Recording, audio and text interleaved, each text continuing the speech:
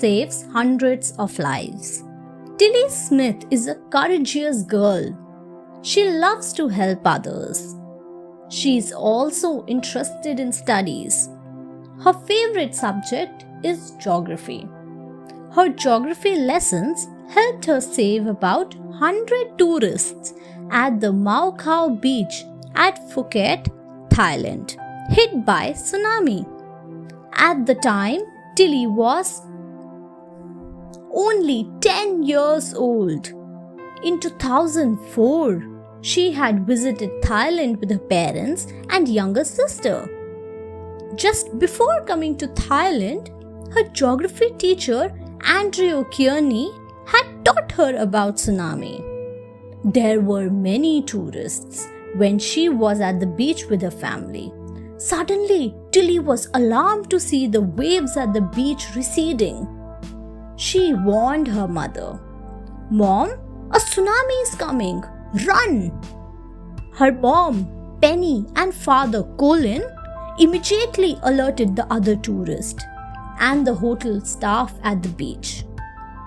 All of them rushed to safety in time. Everyone praised her act of courage and bravery. She has become very popular now. Bethany Hamilton survives a shark attack. Bethany Hamilton from Hawaii is a brave girl. She loves to surf.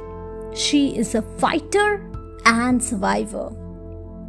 She was only 13 when she lost her left arm in a shark attack. But she never looked back. She continued to surf, overcoming her serious injury. In October 2003, she went surfing with her friend Alena Blanchard and her family. It was morning. She lay on her surfboard with her left arm dangling in the water. Suddenly, 14 feet tiger shark attacked her. She lost her left hand completely. The Blanchard family rushed her to Wilcox Memorial Hospital. She recovered and came back to surf within a month, teaching herself to surf with only one arm. She won many national and international championships, including the Aspire Award for Best Comeback Athlete. She has written her autobiography, Soul Surfer, a true story of faith, family, and fighting to get back on the board. Gunjan Sarma saves 10 children. Gunjan Sarma is a young girl from a small town in Assam. She had put herself in danger to save the lives of 10 other children. In December 2013, Gunjan, along with the other children, were returning home in the school van. Suddenly, a gunman hijacked the van, along with the children in it, at Simaluguri in Assam. The driver wanted to save the children, so he dashed the van into a drain. The kidnapper picked a small child up and asked the other children to follow him. All the children started crying. Then the 14-year-old Gunjan asked the gunman to take her and leave the other children. The kidnapper took Gunjan through a dense forest. But the brave Gunjan was not scared. She did not eat or sleep in the night. When the kidnapper was sleeping, Gunjan ran away. She finally reached a village and the police were called in to rescue her. Gunjan is the recipient of the prestigious Geeta Chopra Award for 2014. Haruka Maruna cares for environment. Haruka Maruna is a brave and courageous girl from Miyazaki, Japan. She always thought of protecting the environment. She loved her dog, Patrick. But she did not like picking up Patrick's shit with her hands. So, Haruka decided to do something innovative to solve this problem. Although she was a young girl at the time, yet she thought of making a pooper scooper that was different from other scoopers. She made an eco-friendly paper scooper. It breaks into dirt when thrown away instead of taking space in the landfill. Her dad, who runs a design office, was very happy to see his daughter caring for the environment. He helped Haruka set up a company in 1998 known as Haruka Family. In November 1998, she represented Japan in the Children's Conference on the Environment.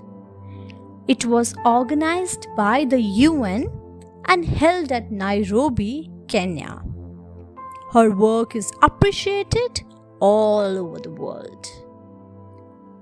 Robert Cook sacrifices himself to save a girl.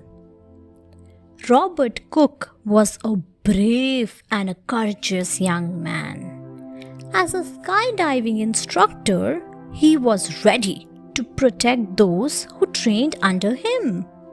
His bravery cost his life but saved the life of 21 years old Kimberly Deer.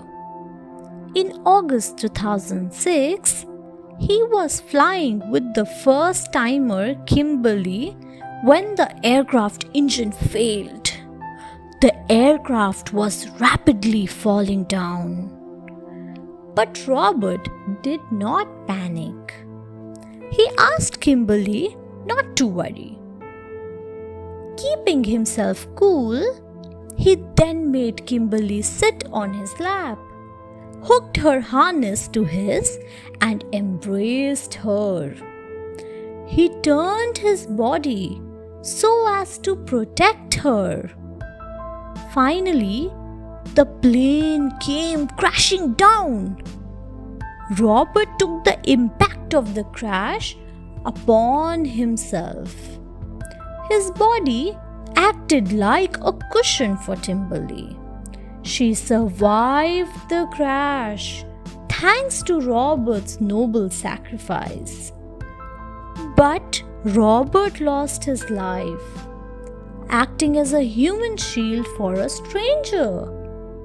He was only 22. He was selfless since childhood.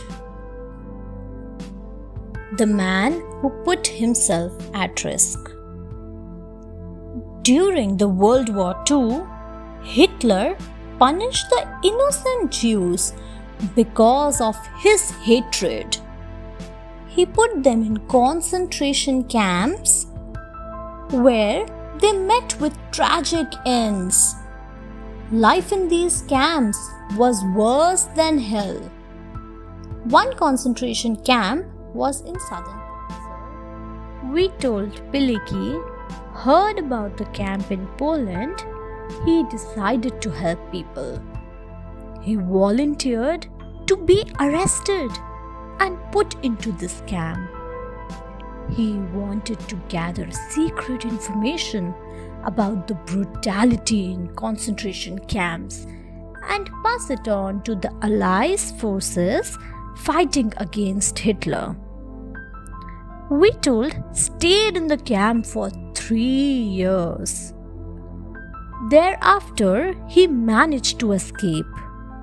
The information he gave helped the world understand how prisoners were tortured and put to death. In the end, The Allies forces won the war.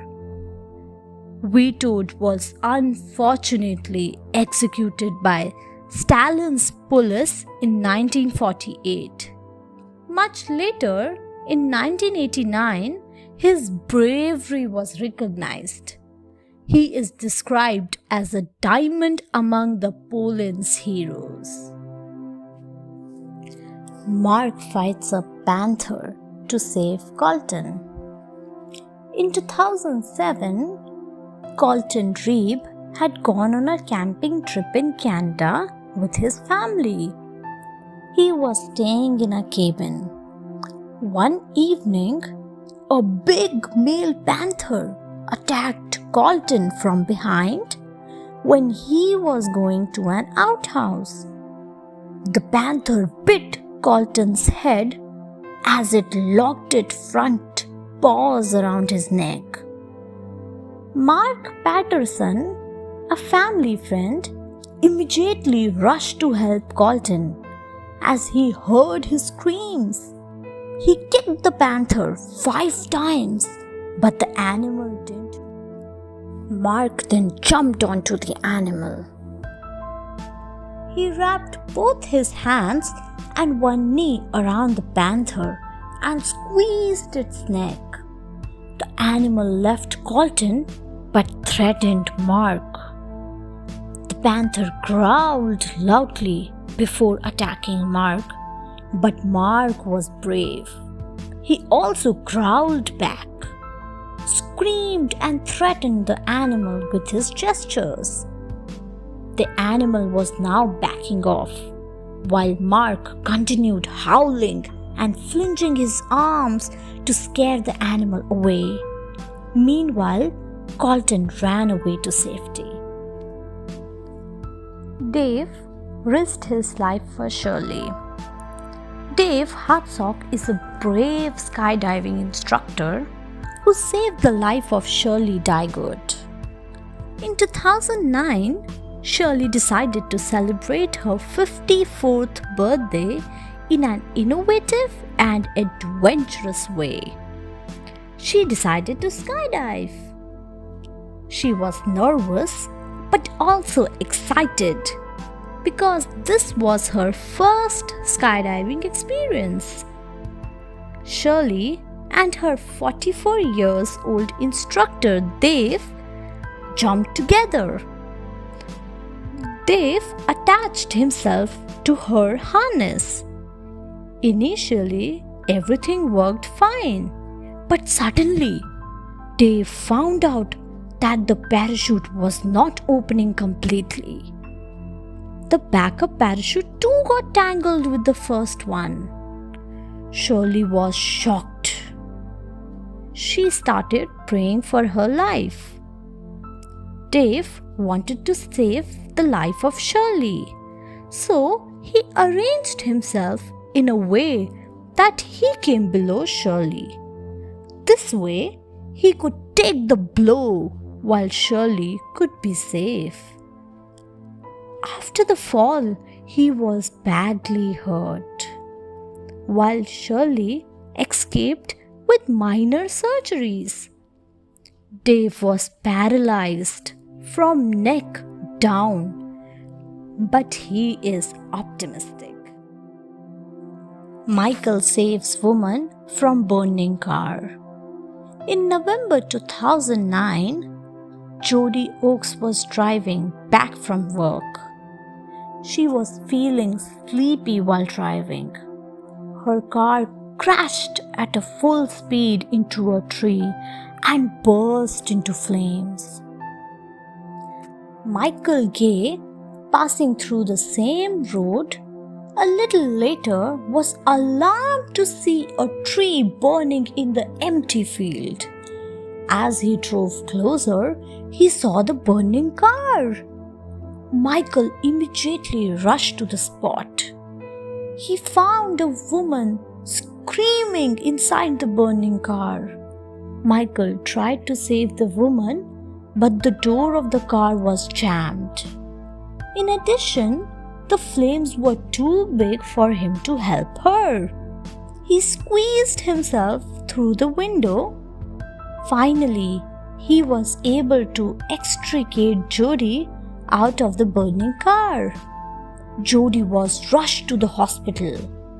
She had 50% burns, facial fractures, internal bleeding, and bleeding of the brain. One of her legs was broken. She would have died if Michael had not helped her. Wesley saves teen. Wesley Autry did an act that most of us might not have dared to imagine. In January 2007, while waiting for a subway train with his 2 kids, Wesley saw a boy named Cameron Holopeter fall to the ground. He rushed to help Cameron. Cameron was up on his feet but was still dizzy and disoriented. Failing to maintain his balance, he fell onto the tracks between the 2 rails. Suddenly, Wesley saw a subway train approaching. He reacted immediately. He did not have enough time to pull Cameron out of the tracks. So, he jumped on the tracks and covered Cameron with his body, pinning him down between the rails. The train did not stop. It rolled over them, so close that Wesley's hat got some grease marks. Cameron had apparently suffered a seizure. Wesley was able to save a man's life because of his bravery and quick thinking. Brave teacher protects students. David Benke is a maths teacher at Deer Creek Middle School. He is credited with saving the life of his beloved students. One day in February 2010, the students were leaving the class. Suddenly, a strange man entered the school, pulled out his gun, and began randomly firing shots at the students. No one was killed, but 2 students were injured. David rushed to the scene on hearing the shots.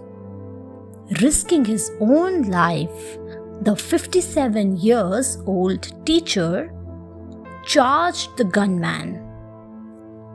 Immediately, the assistant principal and another teacher also rushed to help him. They managed to take away the gun from the criminal. David does not want any praise because he said that he cares for his students. He is humble and says that he is not a hero. The situation could have been far worse if not for the quick action of David. His students opened a Facebook group titled Dr. David Benke is a Hero. A man on wheelchair fights off a robber. Larry Skopnik has to take the support of a wheelchair to move around. But that has not made any difference to his courage. In 2010, he fought against a robber and saved Kindy Gravel, the owner of the commercial dry fruit shop store. Larry was in the shop when a man in a black shirt came to purchase cigarettes. He gave $1.50 note. Cindy immediately recognized it as fake. She did not accept the note.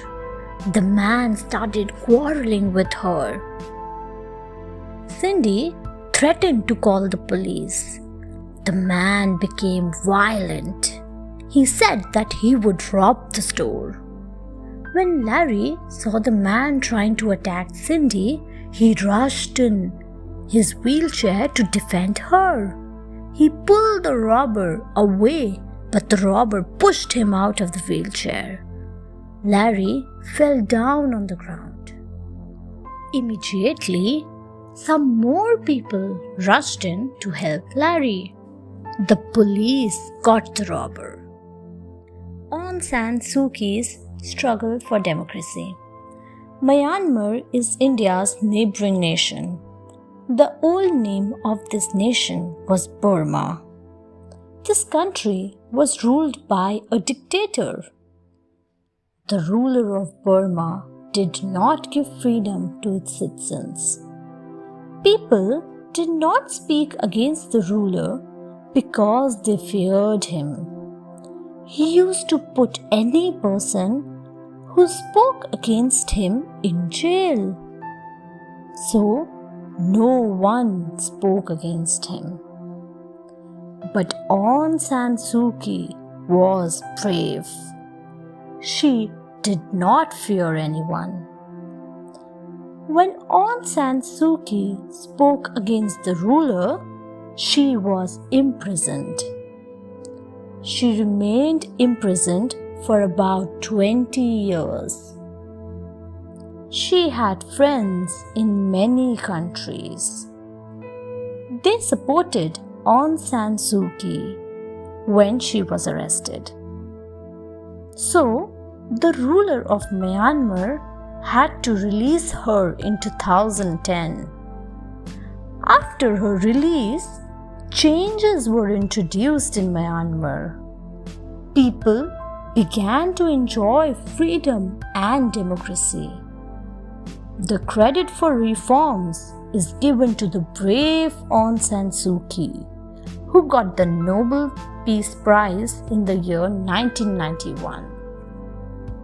The brave Helen Keller. When Helen Keller was a child, she fell terribly ill. As a result, she could not hear and see. She became deaf and blind. Most others in her position would lose every hope from life. But she was brave and courageous. She did not let her disabilities come in the way of her success. Slowly and gradually, she learned to communicate. She persisted in her efforts. She brought light into her world of darkness. She never stopped learning. She learned to read and write using her sense of touch. She became a graduate. The life of Helen Keller is inspiring. She must have been really brave to overcome her disabilities and challenges. She spent rest of her life lecturing, teaching, and educating people. She wrote many books. Today, many people are inspired by the story of Helen Keller. She changed history. People began to believe that those with disabilities can also overcome the challenges of life. 3 men embraced death to save many. In 1986, there occurred a serious nuclear accident in Russia. This is known as the Chernobyl disaster. Deadly radioactive material entered into the environment, killing thousands of people. At this time, the 3 cleanup volunteers, Alexei Ananenko, Valery Bespalov, and Boris Baranov came forward to stop a nuclear meltdown. In this nuclear reactor, highly dangerous radioactive liquid contaminated a pool of water. The danger of blowing up was approaching every moment. The three men in scuba gear entered into the radioactive water to open a gate valve.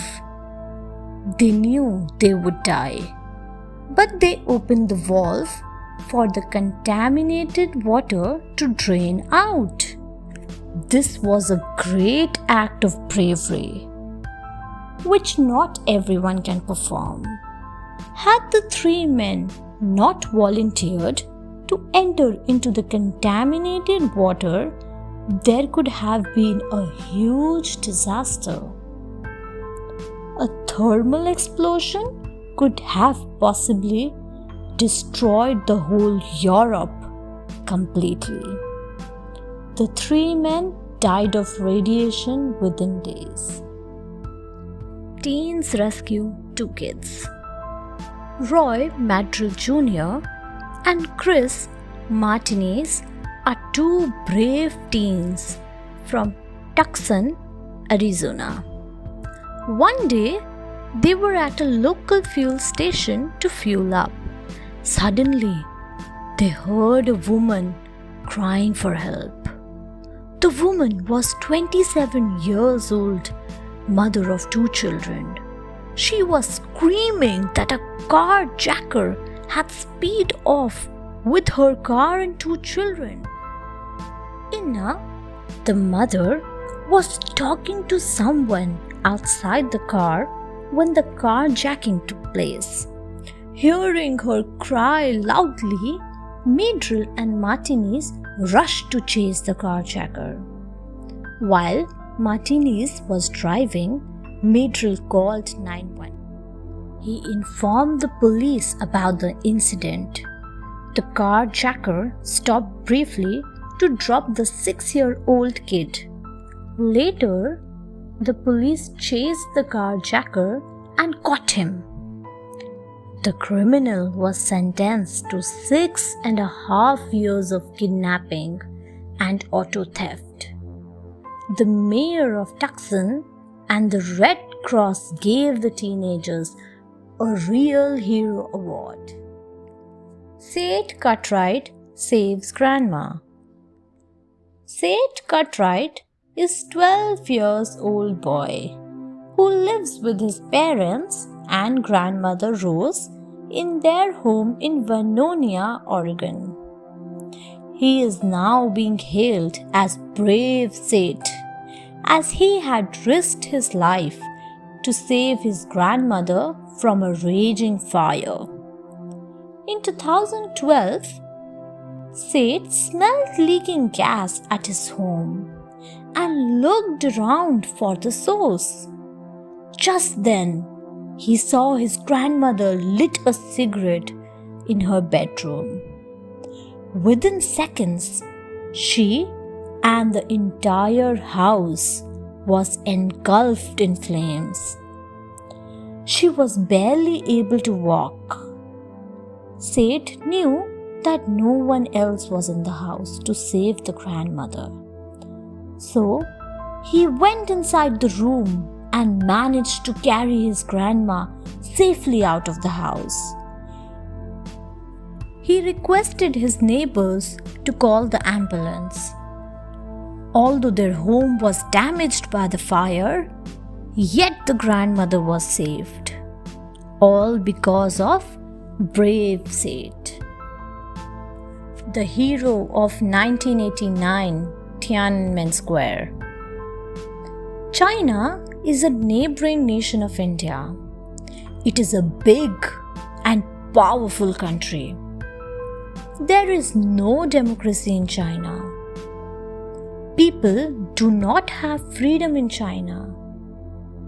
In 1989, the students began protesting against the Chinese authorities. A large number of protesters assembled at Tiananmen Square in Beijing. The Chinese government ordered the army to use force against the protesters. A column of military tanks approached the protesters. There was a young student among the protesters. He ran and stood in front of the approaching tanks.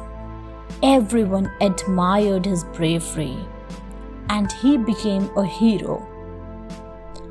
Some of the protesters pulled him away before he was crushed by the tanks. Till date, his identity is a mystery, and he is called simply Tank Man. Today, no one remembers this hero, and he is forgotten. It is rumored that he was executed. Others believe that he went into hiding. But at that time, the Times magazine listed him among the 100 most influential people in the 20th century. Gandhisdhandi March. Mahatma Gandhi was among one of the bravest people in the world. He fought against the mighty British without any weapon. He and his followers suffered terrible hardships and were jailed again and again. He broke the laws that were made against the Indians, but he never used violence. Once, the British government in India imposed tax on salt. Everyone, from rich to poor, depends on salt for cooking food. Gandhi opposed this law because the price of salt should be negligible, since poor people also consume it. In order to break the salt law, Gandhi decided to trek a distance of 248 miles along with his followers to Dandi, a coastal town. He and his followers decided to make salt at Dandi. The British used violence against them. They did not allow them to break the law. However, this incident exposed the true face of the British rule. Gandhi became a hero of millions of hearts. The courageous Rosa Parks. Rosa Parks was a brave woman in America. Some decades ago in America, the white people did not treat the black as their equal. The blacks were segregated, which meant they were not allowed to study in schools where the white children studied. The black people were not allowed to sit with the white people. Rosa Parks was an African American.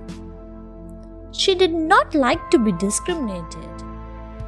One day, she was going by bus. She was asked to give up her seat for a white passenger. She refused. She was arrested because she had broken law. Her act of courage and bravery caught the attention of media and people. She became popular overnight. The civil rights movement was already going on in America. Her act of bravery gave strength to the movement.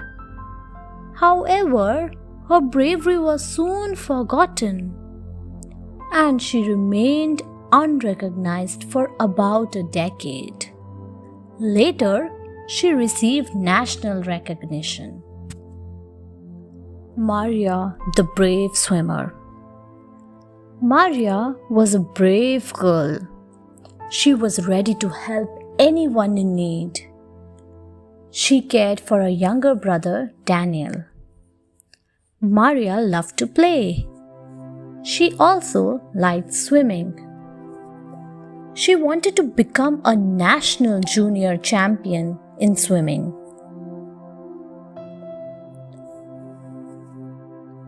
Her father would help her. He would record her timing when she swam. One day, her father exclaimed, "Well done, Maria!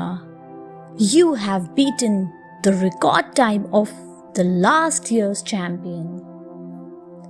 On the day of the swimming championship event, she arrived on time. She was prepared. Her parents also came to see the event.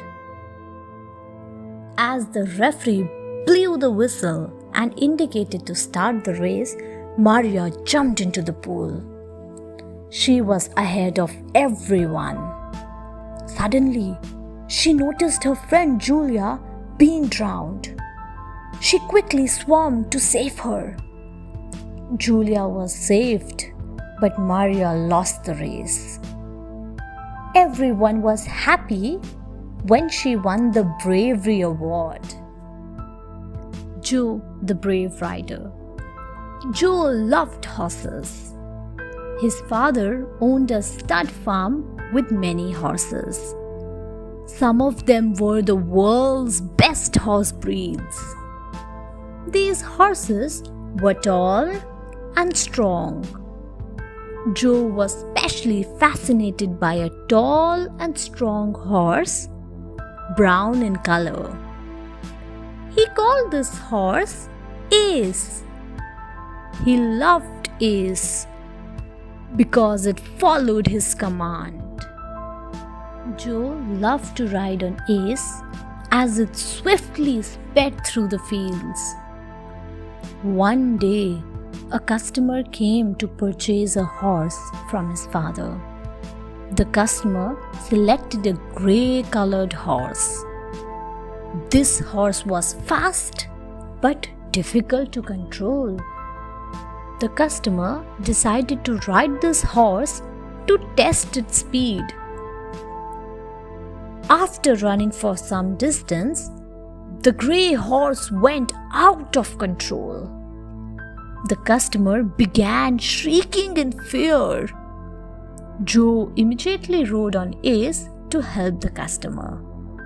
After chasing for some time, Ace caught the other horse while Joe brought it under control. The customer thanked Joe. "You can donate your blood to anyone," her mother said. Jenny felt very happy. One day, Jenny was playing with a little girl, Alina. Suddenly, Alina fell off the swing. She was rushed to the hospital. Alina needed blood. Jenny volunteered to give her blood, but the doctor said, "Little girl, you are too young to give blood. You need to be 18 years old." Without losing time, Jenny called her mother, who donated her blood. Finally, Alina recovered and thanked Jenny.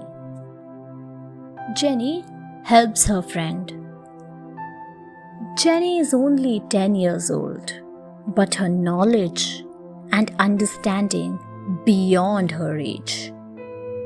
The other day, her class teacher taught her about the importance of blood in a human body. She listened to the lesson carefully. When she came back home, she asked her mother, "Mama, what is my blood group?" "Darling, your blood group is O negative, the same as mine. It is a rare blood group." Malala defies terrorists. Malala Yousafzai is a brave young girl from Pakistan. She is interested in studies and wants every girl to study. Her home is in the Swat Valley in Pakistan. When she was only 12 years old in 2009, she wrote about the Taliban terrorists in her area. They did not want the girls to study. They wanted the girls to remain covered in veils. Malala did not follow the orders of the terrorists. She continued going to the school while many other girls did not go to school for the fear of the terrorists.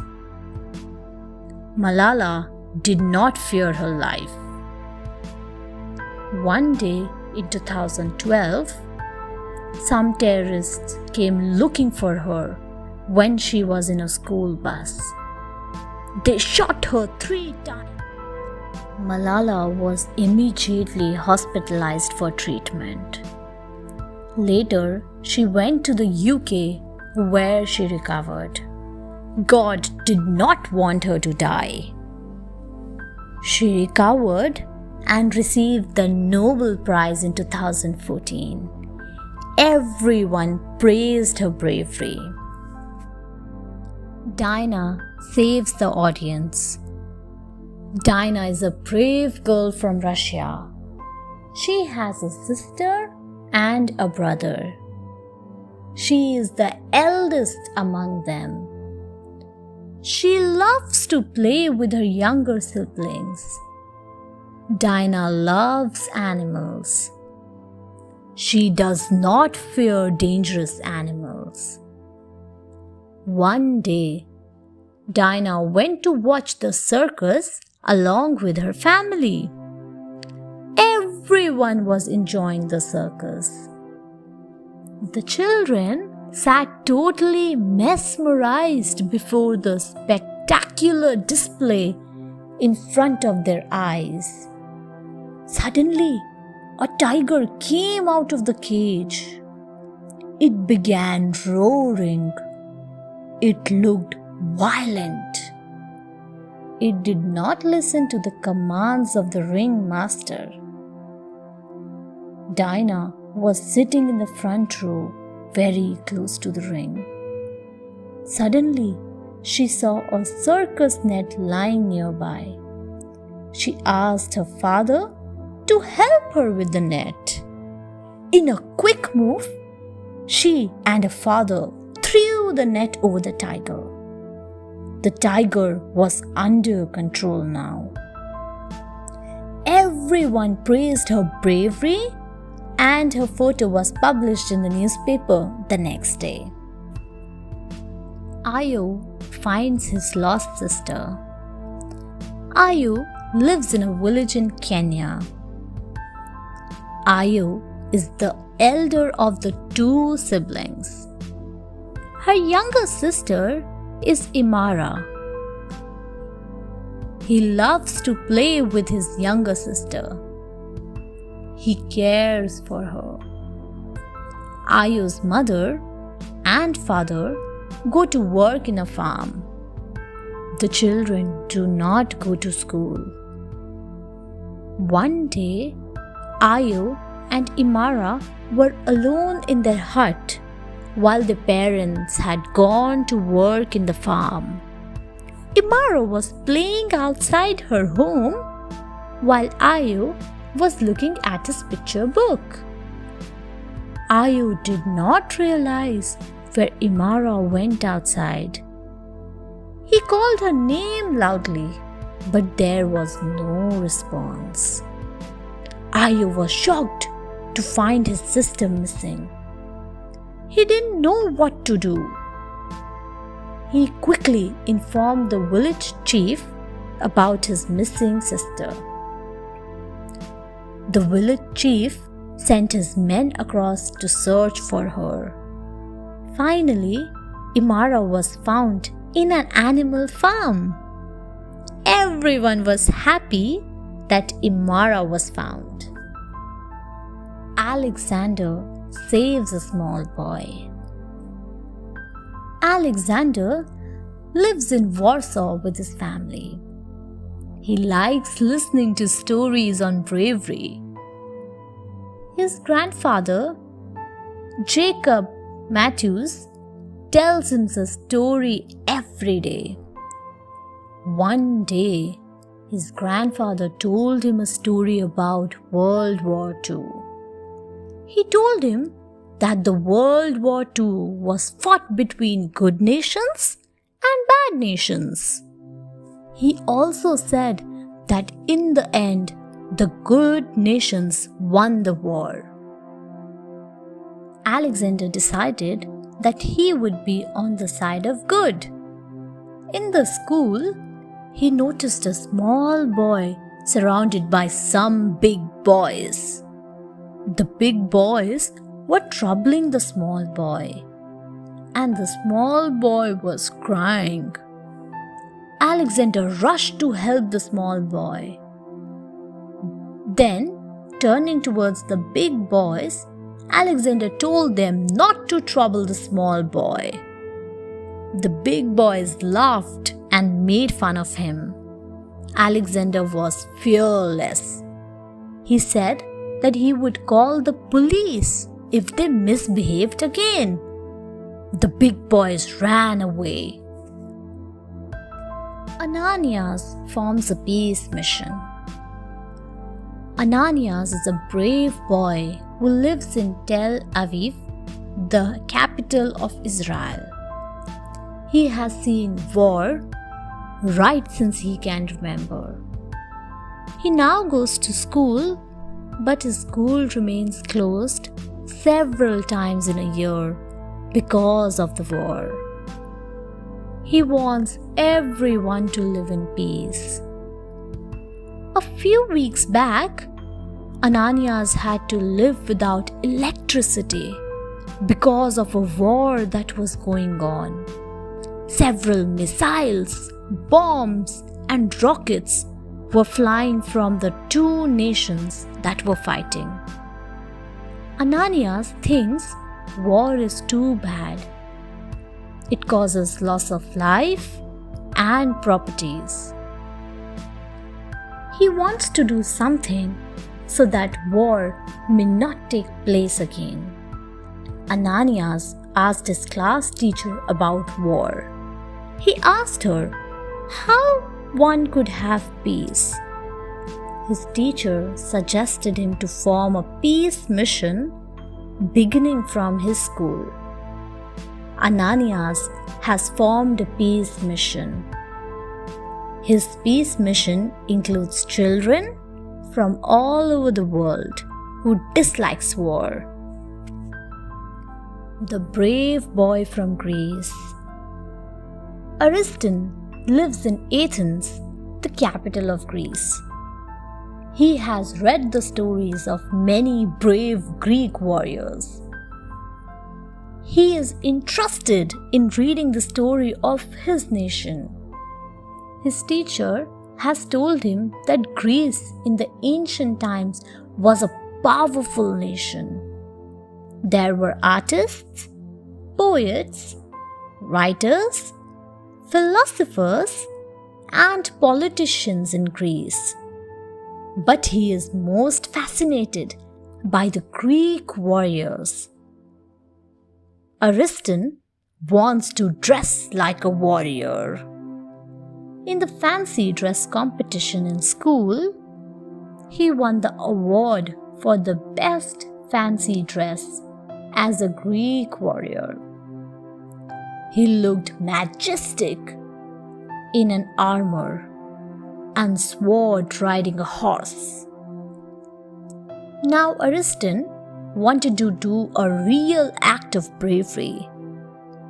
He had seen brave warriors in movies performing daring feats. His father told him that the acts in movies are not real and no one should try to imitate them. Instead, he can participate in sports. Hence, he has started playing football in school. Freyji fights chain snatcher. Freyji is a young and brave girl. She has come all the way from Ghana to study in India. Freyji lives alone in a hostel for girls. In the beginning, she had no friends, but now she has many friends. Freyji feels lonely in a new society, but her friends cheer her up. One day, Freyji went shopping alone in a market nearby. She liked the market because she could find many items that were not available in Khan. She loves Indian beads and ornaments. She feels good and confident while wearing those ornaments. While coming back after shopping, it was late evening. Suddenly, she felt a slight tug on her chain. She realized that a chain was snatched when she saw a man running away. She was a fast runner. She ran after the man and hit him hard. She knew martial art. The man returned her gold chain and ran away. Josh saves his family. Josh was a courageous boy. His parents always complained that Josh always ate junk food. But Josh loves to eat junk food. He could not participate in sports and other activities. His mother used to scold him, but he would not listen. One day, Josh was going with his family to attend a marriage outside the town. They were waiting on a platform for the train. The family was carrying costly items like gold jewelry in the luggage. Josh began pestering his mother for chips. The mother did not want to create a scene there. So, she gave him a 10-rupee note to buy chips. When Josh was buying a packet of chips from a shop, he heard 3 thieves talking. They were planning to steal away his family's luggage. He came and quietly informed his parents about it. The thieves were caught as his father called the police. Bruno helps tourists. Bruno lives in Milan, a beautiful city in Italy. There are beautiful lakes and gardens in Milan. Tourists come to visit Milan from all over the world. Bruno knows little English. He can understand and speak English at the primary level. Bruno wants to become a tourist guide when he grows up. His father is a tourist guide. Every evening after his school, he accompanies his father to tourist spots. He watches his father explaining the importance of lakes, gardens, museums, and mountains. One day, Bruno and his father, along with some tourists, were riding a gondola. Gondola is a beautiful long boat. There was a child in the gondola. Suddenly, he fell into the lake. No one but Bruno noticed the child falling. Bruno immediately jumped into the lake and saved the child. His parents thanked Bruno. Everyone said Bruno is a brave boy who helps those in need. Norgay helps the injured child. Norgay is a small and happy child who lives with his family in a village in Bhutan. He has come to study in a residential school in India on scholarship. He is learning to speak in English. He is good in sports. He represents the school junior football team.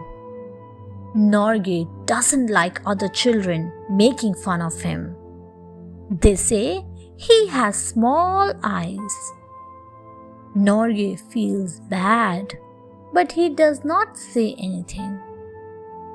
One day, Norgay was playing football. The children in the opposite team were playing foul. They had deliberately hit him with boots because he was a good player, and the opposing team was losing the game by 2 goals. Suddenly, a child from the opposite team fell down.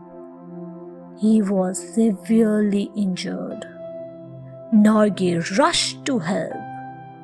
He carried the child to the medical room.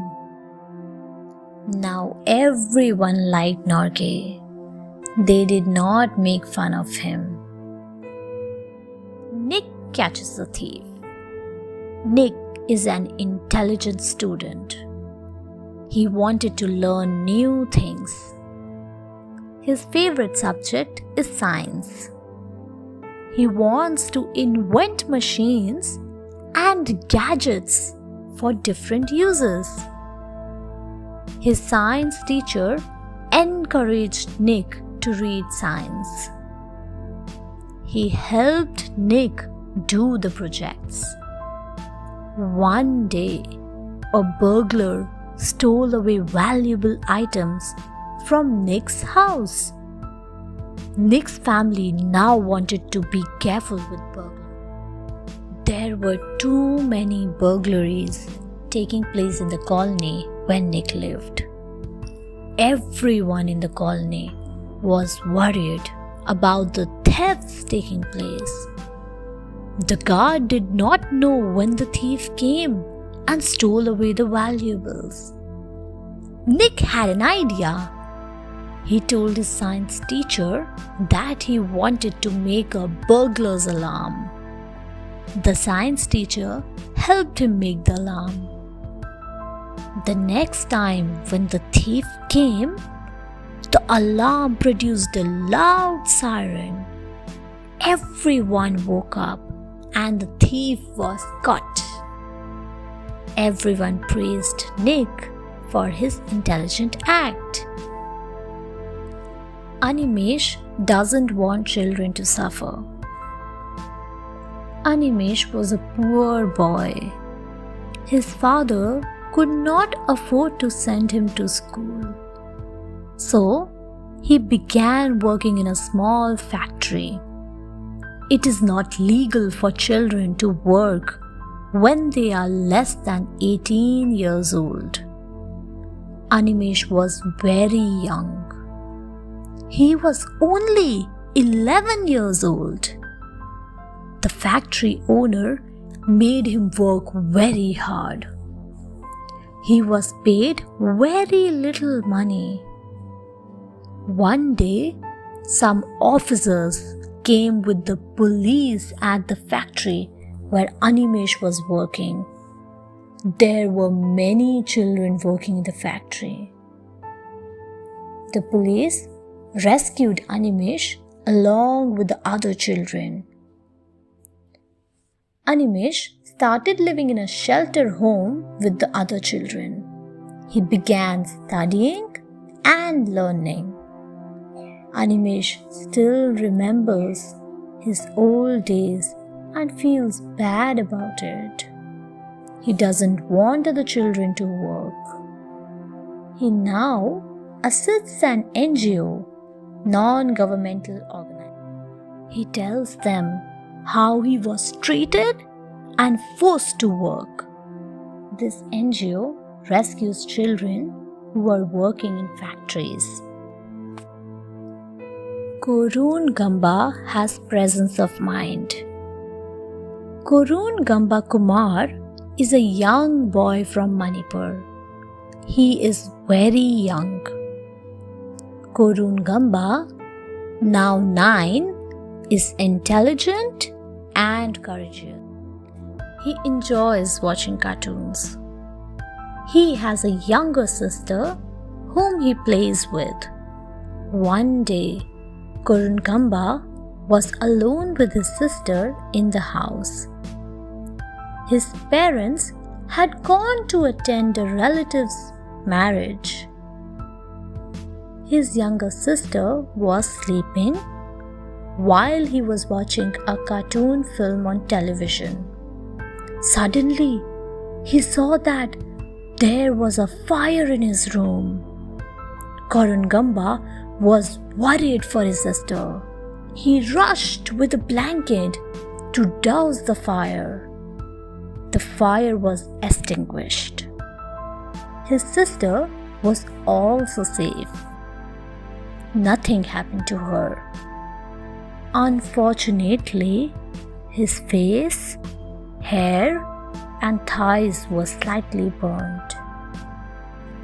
Kurun Gamba had seen Tom dousing fire using a blanket in the cartoon show Tom and Jerry. Everyone praised him for his bravery and his presence of mind. He was awarded the National Bravery Award in 2013. Jimin saves her father. Jimin is a brave girl from South Korea.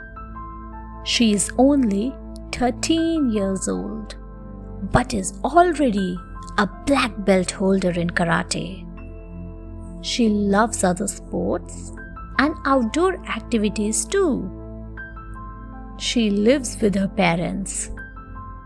Her parents often used to scold her because she liked to play always. One day, she was going with her father on his bike. He was going to drop her to the school. From there, he would go to his office.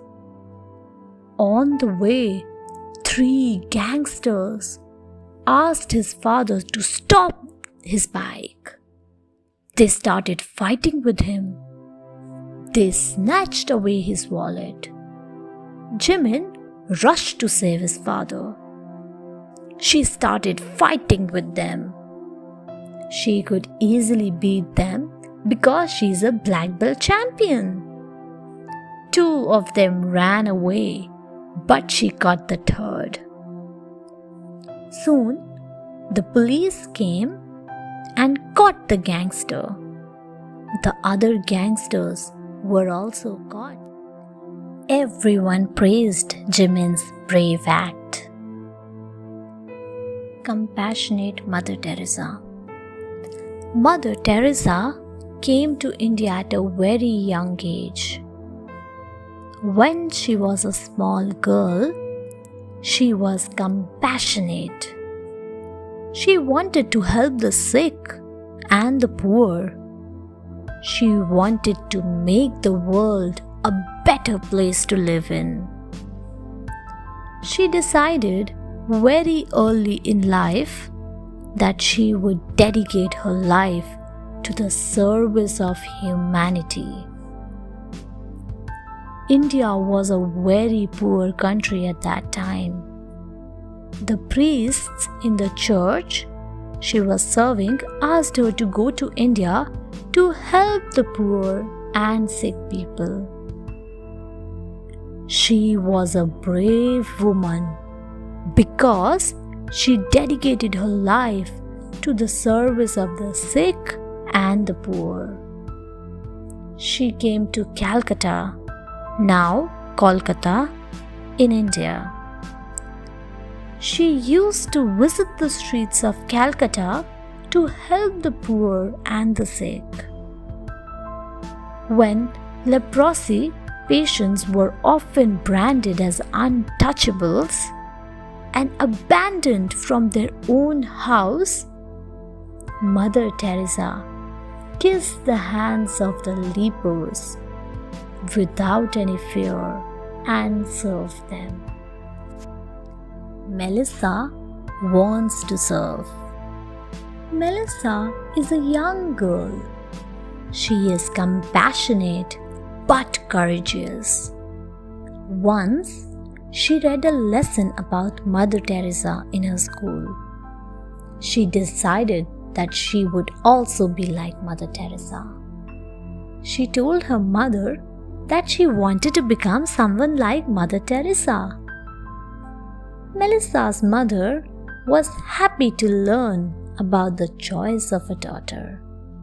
She told her that it was a good decision, but she needed to be courageous. There are many problems coming in the way of people wanting to serve human beings, she added. Melissa said that she was ready for the problems. One day, while coming from school, Melissa saw a small dog whining. The dog had met with an accident and was severely injured. Melissa brought the puppy to her home and nursed it well. In a few days, the dog recovered. Her mother praised her. She said, "You have a compassionate heart. You will do well to serve everyone." Ahmed saves a small boy. Ahmed is only 12 years old, but he is extremely brave and courageous. He lives in Iraq. He does not like the war going on in Iraq. Every day, he has to live under worries. Whenever he hears news about the war, he prays to Allah for peace. Ahmed decided that when he grows up, he will ask people not to fight, but to love one another. One day, Ahmed was going out. Suddenly, he heard the sound of bullets very close by. Ahmed understood that the terrorists were shooting innocent people with their guns. Suddenly, Ahmed saw a small boy behind the car. Ahmed fell down as if he had been shot. The terrorists thought that they had killed everyone around. After some time, Ahmed ran towards the small boy and hid himself along with the boy behind the car that was parked there. Later, both of them returned home safe. Greg and the Wolf. One day, a small boy, Greg, was sitting on the roof of his house. Suddenly, he saw a wolf passing below. Greg had heard many stories about a wicked wolf. The wolf would howl loudly in the night. When it howled, the children used to get scared. They would not sleep the whole night for the fear of the wolf. Greg wondered if this was the same wicked wolf that scared him every night. Just then, the wolf howled. Greg was not scared this time because he had seen the wolf. He did not fear the wolf, as he was perched on the top. He called all the children. The children assembled on the rooftop. Greg said, "Look, friends, here is the wolf that scares us every night." Suddenly, all of them started shouting at the top of their voices, "Thief! Scoundrel! Run back!" The alarmed wolf ran away. It never came back again.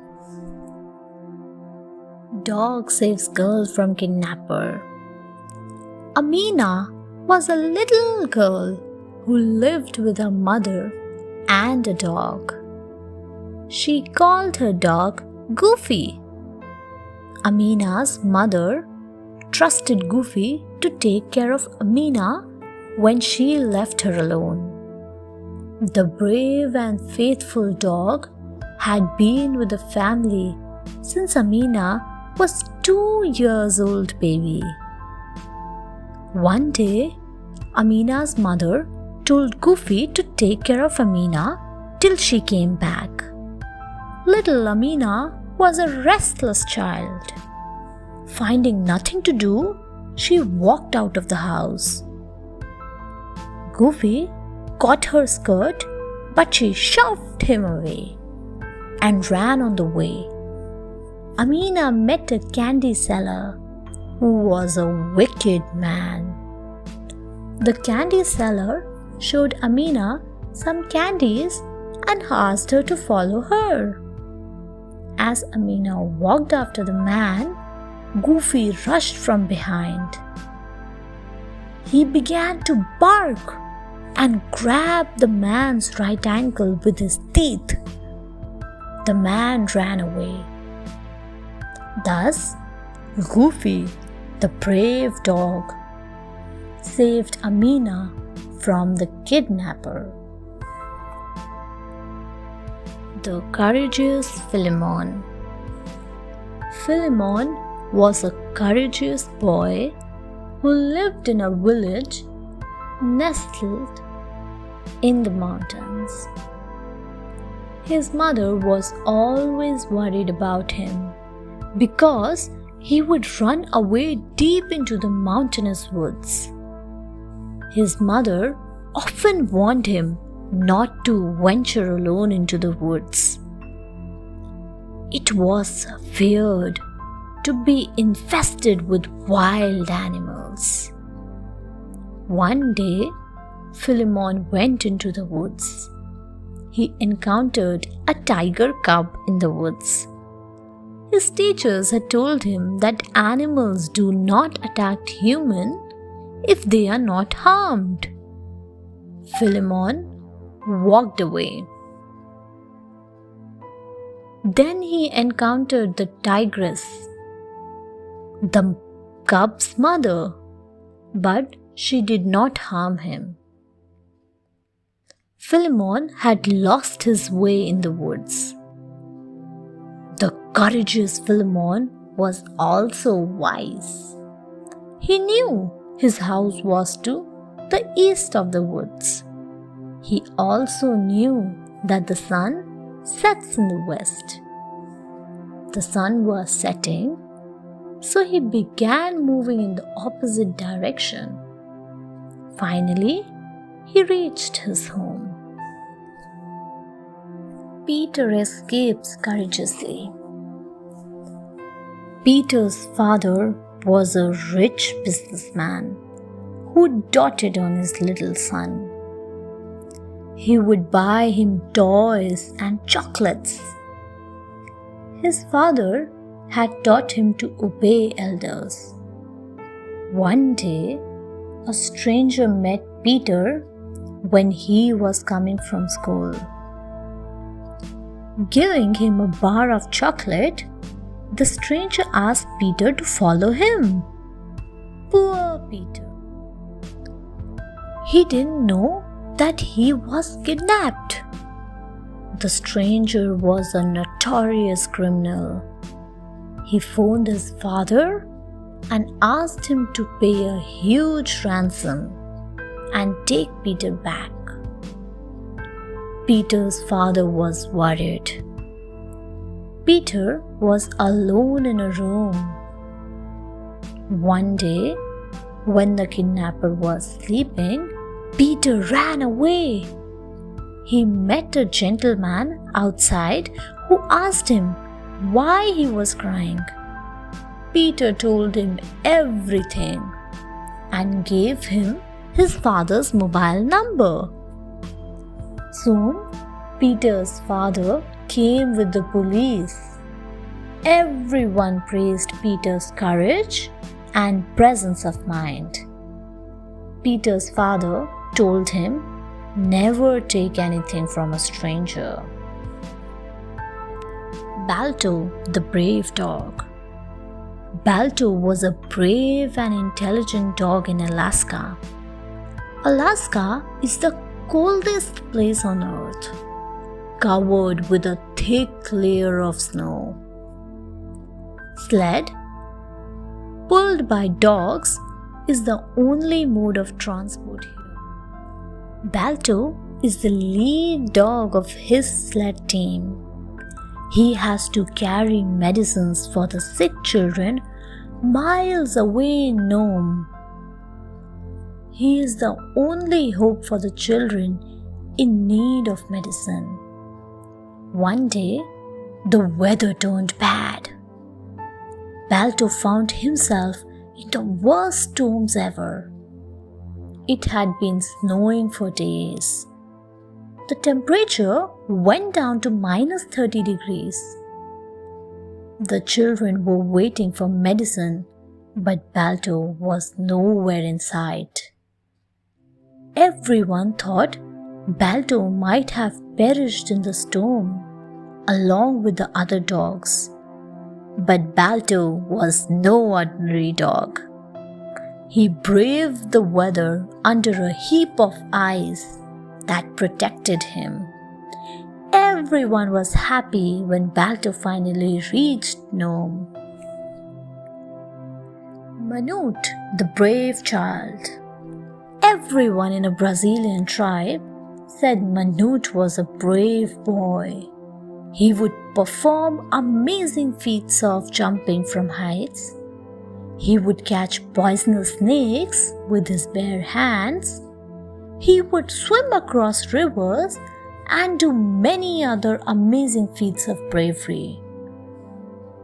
The tribal elders prided in his bravery, and he would not let them down. Once, when he was 15 years old, the tribal elders let him participate in the tribal warfare. He was so keen since his early childhood days. He had combated single-handedly against several warriors and chased them across his territory. But it was different today. He had to encounter death. A stray tiger stood barely a few steps ahead of him. Suddenly, the tiger jumped at him, but Manute wielded his lance at the speed of lightning. The injured tiger turned back and escaped into the forest. The tribesmen honored Manute by beating drums and lifting him on the shoulders. Brave Hamid. Once upon a time in Persia, there was a poor but intelligent boy called Hamid. Although he did not go to school, yet he was beyond his age in wit and intelligence. He was sharp enough to understand words spoken in whispers. One day, Hamid noticed a group of men, all dressed in fine muslin clothes, and looked like wealthy traders. They were conversing something in whispers that no one but Hamid understood. He understood from their conversation that they were thieves waiting for the night to descend so that they might carry out their mission. Hamid's heart pounded and his nervousness grew. But he was brave. So he did not let his fear overcome him. He quietly ran to the police chief of the city. Initially, the guards did not let him enter in, but Hamid prayed. Finally, they let him speak to the police chief. Thanks to Hamid, the thieves were caught. Abdullah, the brave shepherd. Abdullah, a poor boy in Kashmir, loved his flock of sheep. He used to wander in the far-off mountainous terrain, shepherding his flock. The herd of sheep sustained Abdullah and family throughout the year with meat and wool. One day, while shepherding his sheep, Abdullah saw some dangerous-looking men armed with guns coming in his direction. Abdullah was not only just wise and intelligent, but also was brave and courageous. He hid himself behind a rock and watched the dangerous men digging trenches. Abdullah quietly moved down the mountains. He had 1,000 questions in his mind. Who are these men? Why are they there? Why do they have guns? Just then, Abdullah saw a military jeep coming. He indicated the jeep to stop and courageously told the officer what he had just seen. Soon, the dangerous-looking men were caught and were found to be terrorists. The army gave a bravery award to Abdullah. Malaika, the courageous girl. Malaika and Jemina were cousins living in Afghanistan. They studied together till class 5, when Malaika's father decided not to send her to school anymore. Poor Malaika. She could not study after class 5. Jemina's father soon found a job in the US and her family shifted there. Malaika's father decided to get her married. Poor Malaika. She cried and then went to sleep. That night, she dreamt that she had started going to school again. The next morning, she courageously told her father, "Abu Jan, I don't want to marry now. I want to continue my study." Her strict father scolded her a lot. Malaika was upset. The next day, a surprise awaited her when Jemina's father came from the US. He said that he was taking Malaika to the US to give her good education. After a lot of discussion and arguments, Malaika's father agreed to the proposal. Malaika is a happy girl now. The brave Angela. Little Angela was in class 2, but she was intelligent beyond her years. She would often watch her mother cook in the kitchen and wonder at the tasty dishes her mother made.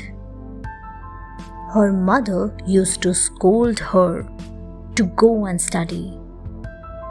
She did not like Angela coming to the kitchen. One day, Angela's mother was cooking in the kitchen when she came and stood by her side. Her mother shouted at her to go and study. Angela went to her room. After a long time, she went to the kitchen again, but was aghast to see that the gas burner had been turned on and no one was there. The flames were raging high. She had seen how her mother operated a gas stove, so she immediately turned off the burner Just then, her mother came. Her neighbor had called her downstairs and she had completely forgotten about the gas stove. The mother praised Angela for averting a danger. The brave Afro-American girl. Helena was a sweet little girl who was as innocent as any child. Helena was an African girl who lived in America. When Helena complained to her mother, she told her, "My sweet child, you are too weak and too poor to do anything. It was been always like that here in America." Poor Helena felt bad, but she decided to do something. She grew up and studied well. She wrote poems, stories, and essays to show the black people's feelings and suffering. When the white people read her poems and stories, they felt ashamed of their behavior. The brave Birsa. Birsa lived in a happy society. This society had everything one needed. Every child in this society heard the stories of their brave ancestors. The men, the women, and the children in this society were hard-working. Then one day, some outsiders came to this society. The outsiders were treated well, but they did not treat the people of this society well. The outsiders took away the land and forest. So, the people of this society became poor. They were never poor before. The people of this society could not do anything because they had no weapons to fight with. The outsiders had guns to fight with. Then brave Birsa decided that he would arrange his men, train them to be fighters, and fight against the outsiders. Birsa fought the outsiders with bows and arrows. The outsiders had guns. But in the end, Birsa won the battle, and the outsiders were driven away. The brave prince. Once upon a time, there lived a brave prince called Arthur. When he went to the battlefields in his shining armor, the enemies ran away in fear. Arthur was not only brave, but also kind at heart. So whenever anyone met the prince with any problem, he came forward to help. One day, an old lady came to meet Prince Arthur. She said that she had no one to look after her in her old age. She also said that her neighbors were troubling her because they wanted to encroach upon her land. Prince Arthur assured her not to worry. He sent his soldiers to bring the neighbors who troubled the old lady. The prince warned the neighbors not to trouble the old lady. The prince did not stop there, but made a law that anyone who troubled old people would be severely punished and put in jail.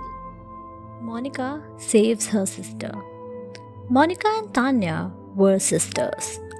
Monica was 4 years older than Tanya, who had just learned to walk. Although Tanya would try to walk on her own, yet Monica would not let her walk. She wanted to hold Tanya in her lap. Poor Tanya would start crying, while their mom would shout at Monica. Monica would then ask Tanya to catch her while she would run ahead. Tanya would fall down while trying to catch Monica, and then she would begin crying. Their mom would shout at Monica again. Then Monica would take Tanya outside so that their mom might not see them. One day, while playing hide and seek, Tanya strayed into the road. Monica saw her in a sudden glance. Just then, she saw a car approaching dangerously. Monica ran fast toward Tanya and pushed her away without caring for her own safety. Both the sisters were safe. Paul hits the bully. Paul was too small to save himself when the older boys troubled him in school. Paul seemed quieter than ever when he came home every day. His puzzled parents asked Paul to explain what happened in school, but Paul never spoke up. One day, Paul's dad showed him a bar of chocolate, but would not give it to him unless he told them what was happening to him in school. Paul's father was shocked to learn how the older boys bullied Paul. He said, "Son, it is a crime if you don't stand up against bullying.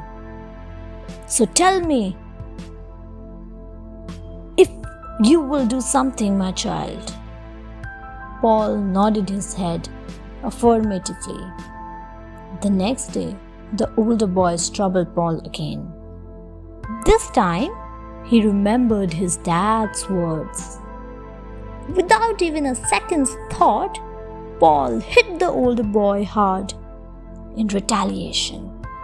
The older boys ran away in fear and never troubled him again. Fighting injustice. The fat Phil troubled the boys in his class. He would snatch their pen, tear away their books, and would laugh out loud on the top of it. All the boys of his class complained to the principal. The principal warned Phil to behave. He gave him a sound beating. After that, Phil really became a nice boy. In fact, he became so nice that when all the other boys troubled him, he would not do anything. One day, the boys tore his shirt and sprayed ink on his dress, but Phil kept quiet. When the principal saw Phil in this state, he was shocked. On coming to know what had happened to Phil, he said, "I only ask you not to trouble others, but you must fight injustice, Phil." The other day, when the boys troubled Phil again, he resisted them. No one dared to trouble Phil again. The true martial art hero. Yuan was only 6 years old when he was sent to study under a master. The master taught martial art to his students. He made them take the vow that they would not use the art to harm anyone. Yuan learned the act quickly. One day, Yuan and his friend were practicing the martial art. In the course of the practice, his friend hit him hard. Yuan reacted instantly with a move, but then stopped immediately. It gave his friend an opportunity to hit Yuan again, but Yuan defended himself. After the fight, the master asked Yuan why he did not use the punch he was taught. "Master, that punch could have either killed or permanently disabled my friend. So I stopped. I have taken a vow not to harm anyone. except in self-defense. Yuan replied. The master was pleased. He cleared Yuan winner because he had an inner control over himself. Rashmi and a ruffian. Rashmi, just out of college, had found a good job. She was happy with the job. But a ruffian troubled her on the way to office. He passed dirty comments on her. Rashmi used to feel angry, but she tolerated it. Rashmi complained to her mother, who asked her to avoid the ruffian and keep away from him. She did not find this answer satisfying. She told her best friend about it. Her friend advised her to travel with friends. She did not find even this answer satisfying. While going to sleep, she prayed to God to show her a way. Rashmi felt a voice telling her, "Fight injustice. No one can harm you if you are right." The next day, Rashmi felt confident and stronger. As soon as the ruffian passed a comment on her, she gave him a tight slap. The ruffian never troubled her after that. Pallavi doesn't know fear. We don't know if Pallavi was brave. Pallavi was certainly innocent. She was fearless and courageous because she didn't even know the meaning of fear. When a child doesn't know the meaning of fear, the child has nothing to fear. One day, Pallavi was playing with her toys while Remai, her 2-year-old brother, was sleeping. Her mother was cooking in the kitchen. Pallavi saw an interesting creature slithering over the bed and on the infant Ramai. She found it so interesting that she caught the object and pulled it away. When her mother came from the kitchen to see the kids, she almost fainted in shock. She saw Pallavi holding a cobra by its tail. She screamed in fear. The neighbors came running as they heard her scream. The neighbors praised the bravery of Pallavi and captured the cobra in a box to be given to the local zoo. Chandrasekhar made his fortune. Chandrasekhar was barely 11 years old when his father died. His mother left him and married someone else. Poor Chandrasekhar wept that day. He decided that he would carve his own fortune. He began working at a railway platform as a coolie. He also sold reserved tickets to the passengers. Unfortunately, he fell into the bad company of pickpockets and chain snatchers. One day, the police caught him. Since he was still a child, he was sent to a remand home. Fortunately, he met a counselor who motivated him to study. Chandrasekhar went on to study with so much dedication that he topped the state board exam. A few years later, he qualified to study in a top engineering. After successfully completing the course, he was offered a job in the US, but he did not accept the offer. Today, he is helping other homeless children in studies. The brave old lady. One need not be physically strong to be brave. Bravery is also a matter of intelligence and courage.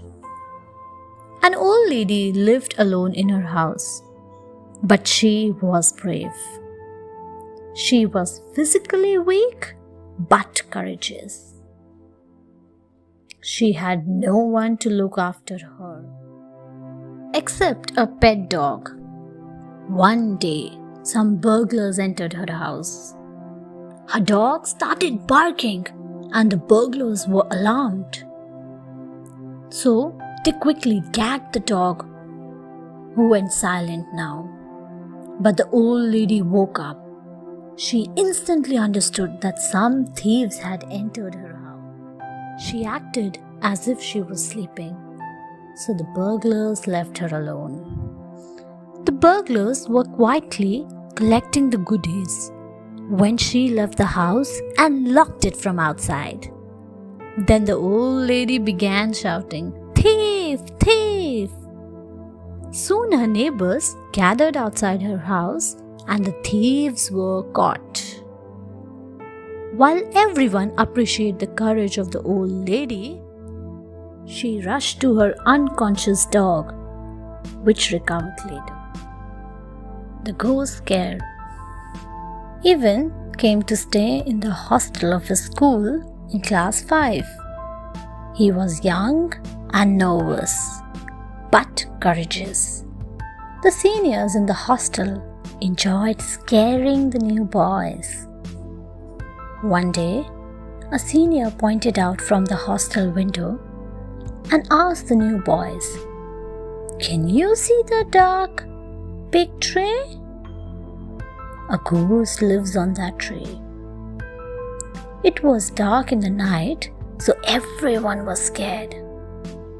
Even also felt a little fearful, but curiosity got over his fear.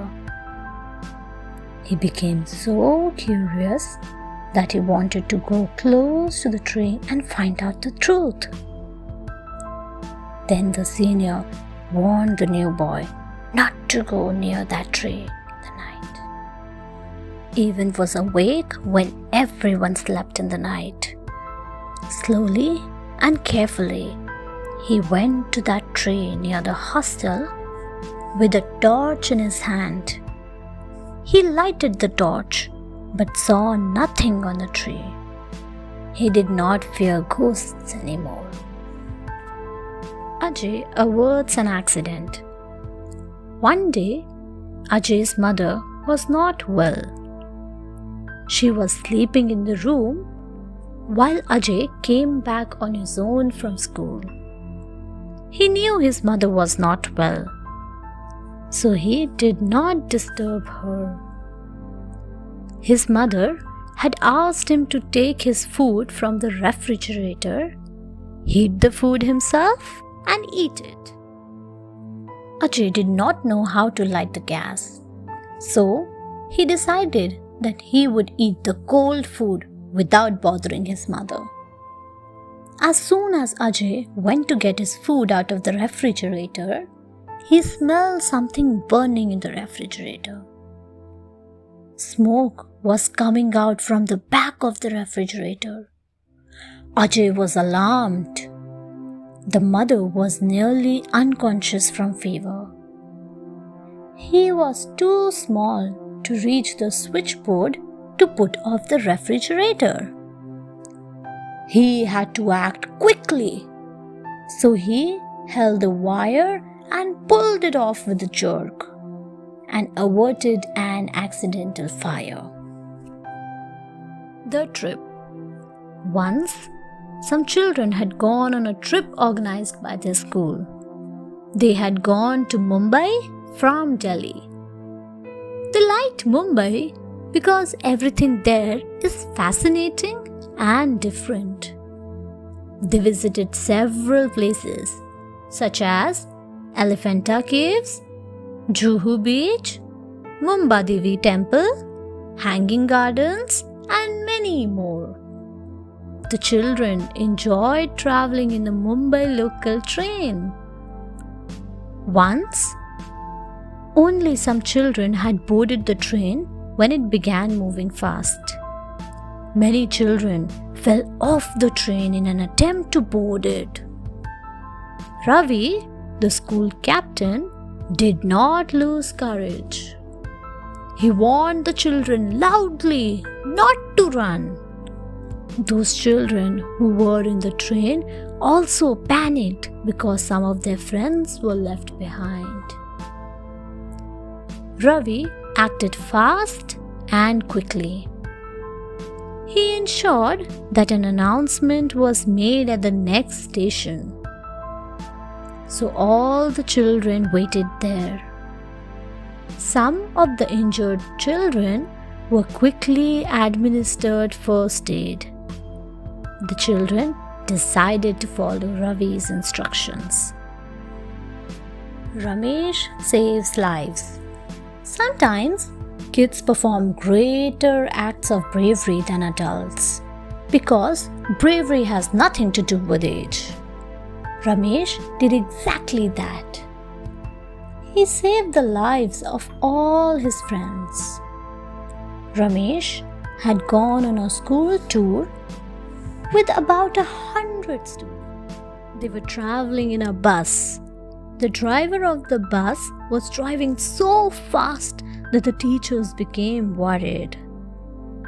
They admonished the driver, but he would not listen. After some time, the driver stopped at a place and said he was coming in 5 minutes. The teachers also got down from the bus while asking the children to sit inside. Suddenly, the bus began to roll, driverless, towards a big ditch. Ramesh, who was sitting in the front seat, knew the position of the brake.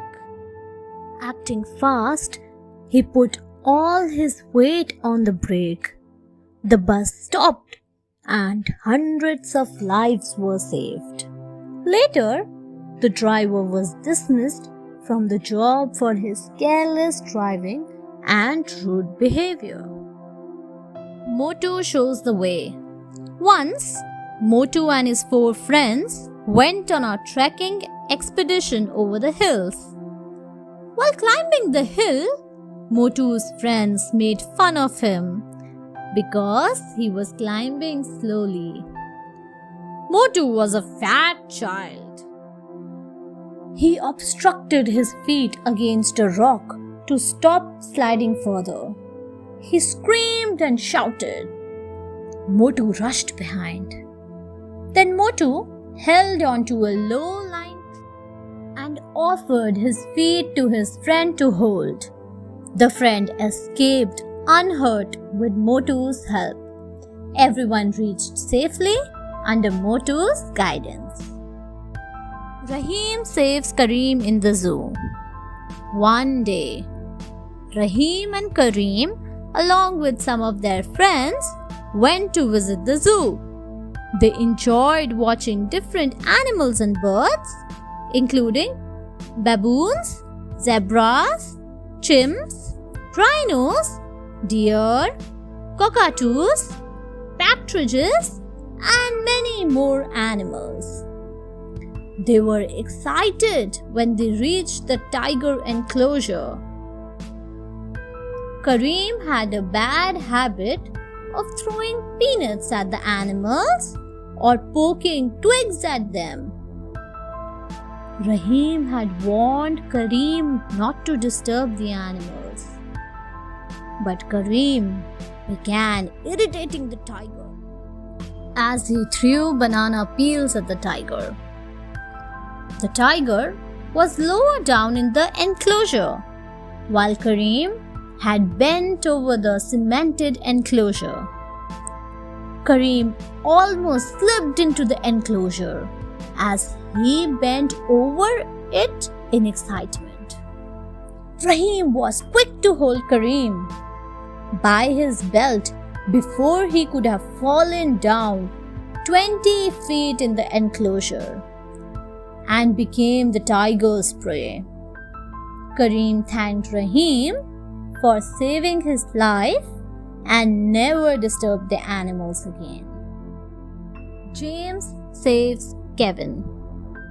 Jackson, the police officer, had two young kids, James and Kevin.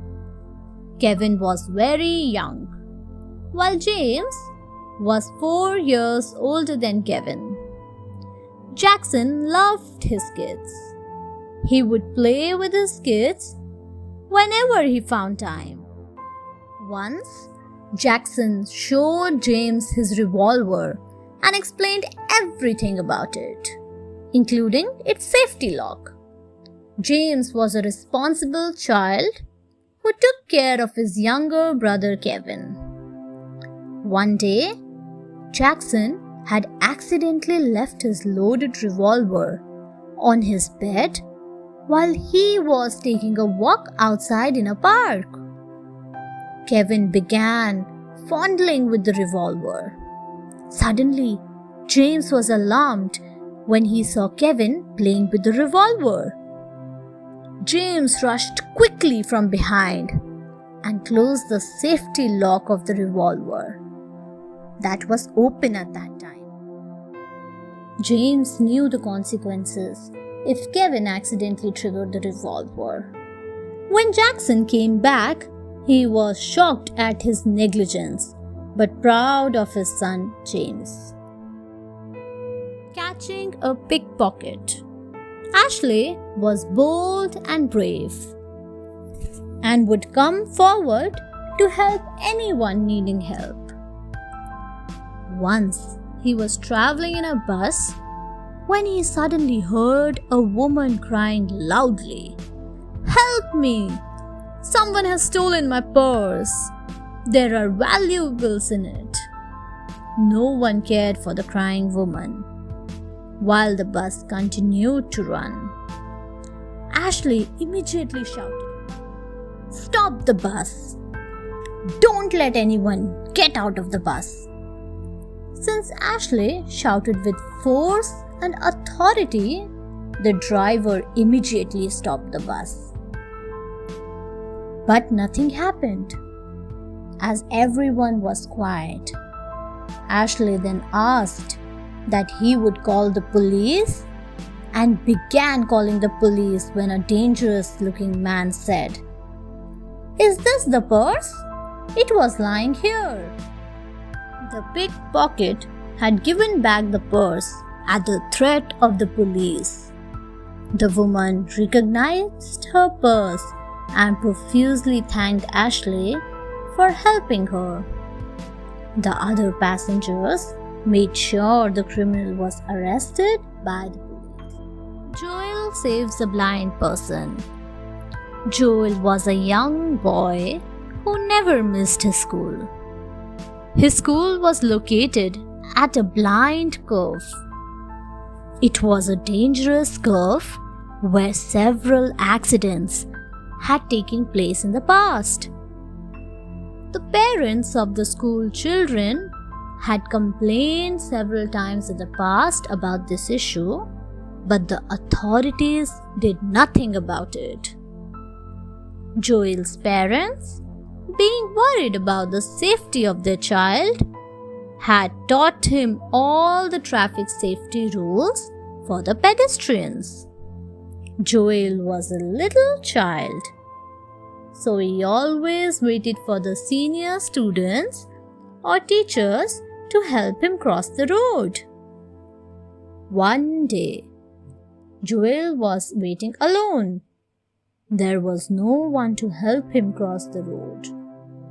Suddenly, Joel saw an old uncle crossing the road, lost and unconcerned, while a vehicle was coming from the opposite direction. Suddenly, Joel ran quickly and pushed the old uncle, who was blind. He profusely thanked Joel, realizing what had just happened. School children rescue flood victims. The swimming team of a city school had qualified for the state championship. Every member of the team was highly excited. As they were going to another town to participate in the championship. Their coach told him that a good sports team has positive spirit and excellent human values. The next day, they were in the town enjoying the scenic beauty. They were by the river to practice swimming before the tournament.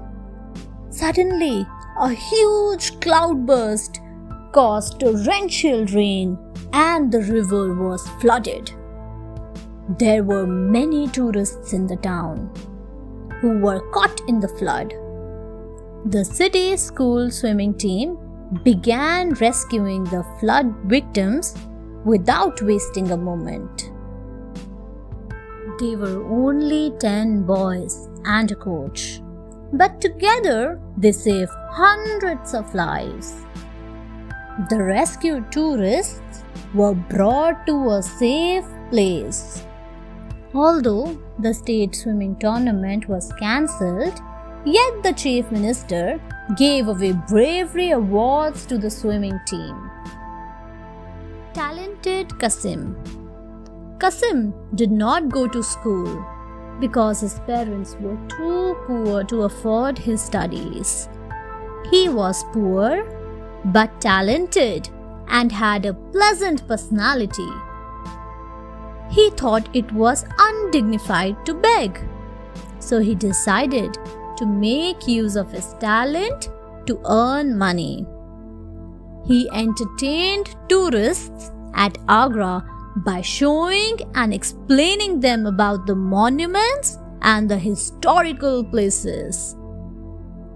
He had learned the history of Agra in various languages while working as an assistant to a tourist guide. The foreign visitors loved to hear about Agra in the native language and paid him generously. One day, a tourist was very impressed by his talk and said, "You are too young to work for your living, my boy. Will you come to my country? I will educate and train you for future." Qasim readily agreed. Today, Qasim is educated and works with an NGO, non-governmental organization, to help the underprivileged children. Brave Kaushalya catches the chain snatcher. One day, a bold woman named Kaushalya was coming along with her neighbor Sandhya from school where their kids studied. They used to walk to the school while dropping and bringing back the children from the school. Suddenly, a chain snatcher swept past Sandhya and ran away taking her gold chain.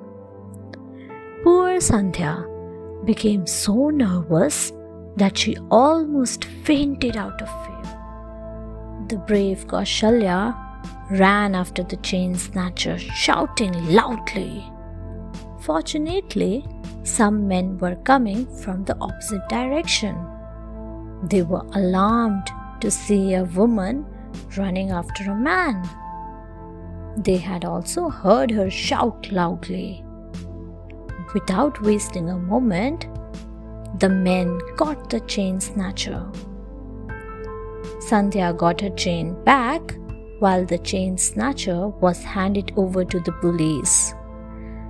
While commending the bravery of Kaushalya, the police said that many more women got their gold earrings and chain from the chains. An old-time criminal. Rohan saves Mohan. The Ramleela show was held peacefully every year in a village. But this year, it was not so peaceful. When Mohan was chosen to play the role of Hanuman, Sanjay felt so jealous that he decided to take his revenge. Actually, Sanjay used to play the role of Hanuman every year. He did not want anyone else to play this role. On the day of Ram Leela, when Hanuman was about to fly in the air to Lanka, Sanjay decided to do a nasty act that might have nearly killed Mohan. There was a strong but thin wire over which Hanuman was hooked, so that he might appear as if he was actually flying. Sanjay went backstage to play his dirty trick. He wanted to cut the wire so that Mohan might tumble down. He was about to cut the wire when Rohan suddenly found him. He held Sanjay, threw him on the ground, and saved Mohan. Millie helps police. Although everyone was praising Millie, yet she thought she hadn't done anything big to deserve the praise. The local newspaper reporters had come to take her interview.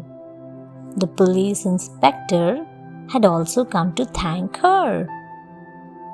Millie was a poor girl who took tuitions to finance her studies. One day, she came across a woman who had promised to take her to the city where she would get a good job and lucrative salary. Millie wanted to take up the offer because she was poor, but she refused and went to meet the police inspector instead. The police arrested the woman, a child trafficker, along with the gang. In her interview, Millie told that there was a seminar in a school she had attended. In this seminar, the instructors had told the students that they should report the matter to the police immediately if someone offered them good jobs in a city. Thomas saves Rita's life. Thomas was a young college student. He came from a small town and had worked very hard to gain entry into one of the America's best colleges. He was a fearless person and helped save Rita's life. One day, he was returning from the library after doing some research for his college assignment. The sun had set and the parking lot was almost dark. As he hurried to his hostel, he heard a woman screaming. He turned towards the sound and saw two men attacking a female student named Rita. He ran to save her. When the assailants saw him coming, they tried to escape with a purse. Thomas ran after them. One of them slashed his face with a knife, but Thomas did not stop. He was able to catch the assailant who had Rita's purse. Thanks to his efforts, the other assailant was also caught soon. The old man saves the village. Once, there was an old man who lived in a village in Japan with his wife. When his wife died, he stopped talking to everyone and moved to a mountain nearby. The villagers would often come to check on him. One day, an earthquake hit their village. There were mild tremors, and the villagers were not very worried. However, the old man saw from his house in the mountain that the earthquake had caused a massive tsunami. He could see the waves building up before they hit the village. He knew that no matter how fast he ran, the tsunami would reach before him. Suddenly, he had an idea. He set his house on fire. He knew the villagers would come to rescue him when they saw the smoke and flame. As he had expected, many of the villagers came running to save him and were, in turn, saved from the tsunami. Lewis saves farm's animals from fire. Lewis was a young farmer. One night, he woke up when he felt thirsty. He got up to drink some water. While he was drinking, he heard some strange noises. He went outside to see where the noises were coming from. He saw that a building on the other side of his land had caught fire. Lewis ran to see if anyone was caught in the fire. When he reached the building, he realized it was a farm. The noise was coming from the animals who were stuck inside the farm, as the door was locked from outside. Lewis quickly found a sturdy rod to break the lock. He then opened the door and let the animals out. Some of the smaller animals were disoriented because of the smoke. Lewis went inside the burning farm to bring them out. Thanks to his efforts, none of the animals died in the fire. Makalo saves the village. Makalo was an 8-year-old boy. He used to live with his grandfather in the village. The stories his grandfather told him filled him with courage and bravery. He wondered if he would ever get a chance to show his bravery. One day, when he was going to his friend's house, he heard a strange noise coming from behind the trees. He stopped immediately. When he looked closely, he saw a leopard hiding behind the tree. The trees were right next to the road. Makalo knew that the leopard could easily kill anyone walking on the road. He turned around and ran to the village, shouting at the top of his voice to attract everyone's attention. He did not worry about whether the leopard was following him or not. He warned everyone to stay inside, while the village elders informed the authorities. Thanks to Makalo, everyone was saved. Aziz prevents a train accident. Aziz was a 14-year-old boy. He used to live with his widowed mother. After attending school, he would work for a few hours at a small grocery shop near the railway station. One day, when he was on his way to work, he noticed that a piece of the track had been removed by some miscreants. Aziz knew that this was very dangerous. He ran to the station to inform the station master. However, before he could reach the station, he heard a train coming down the tracks. If the train did not stop, it would be derailed and many passengers would die. Aziz decided to stop the train himself. He turned and ran towards the train. He took off his shirt and waved it like a flag. When the injured driver saw him on the tracks, He pulled the brakes immediately. Thanks to Aziz, all the passengers were unharmed. Manuel stands up for children. Manuel was an old man. He lived in Brazil.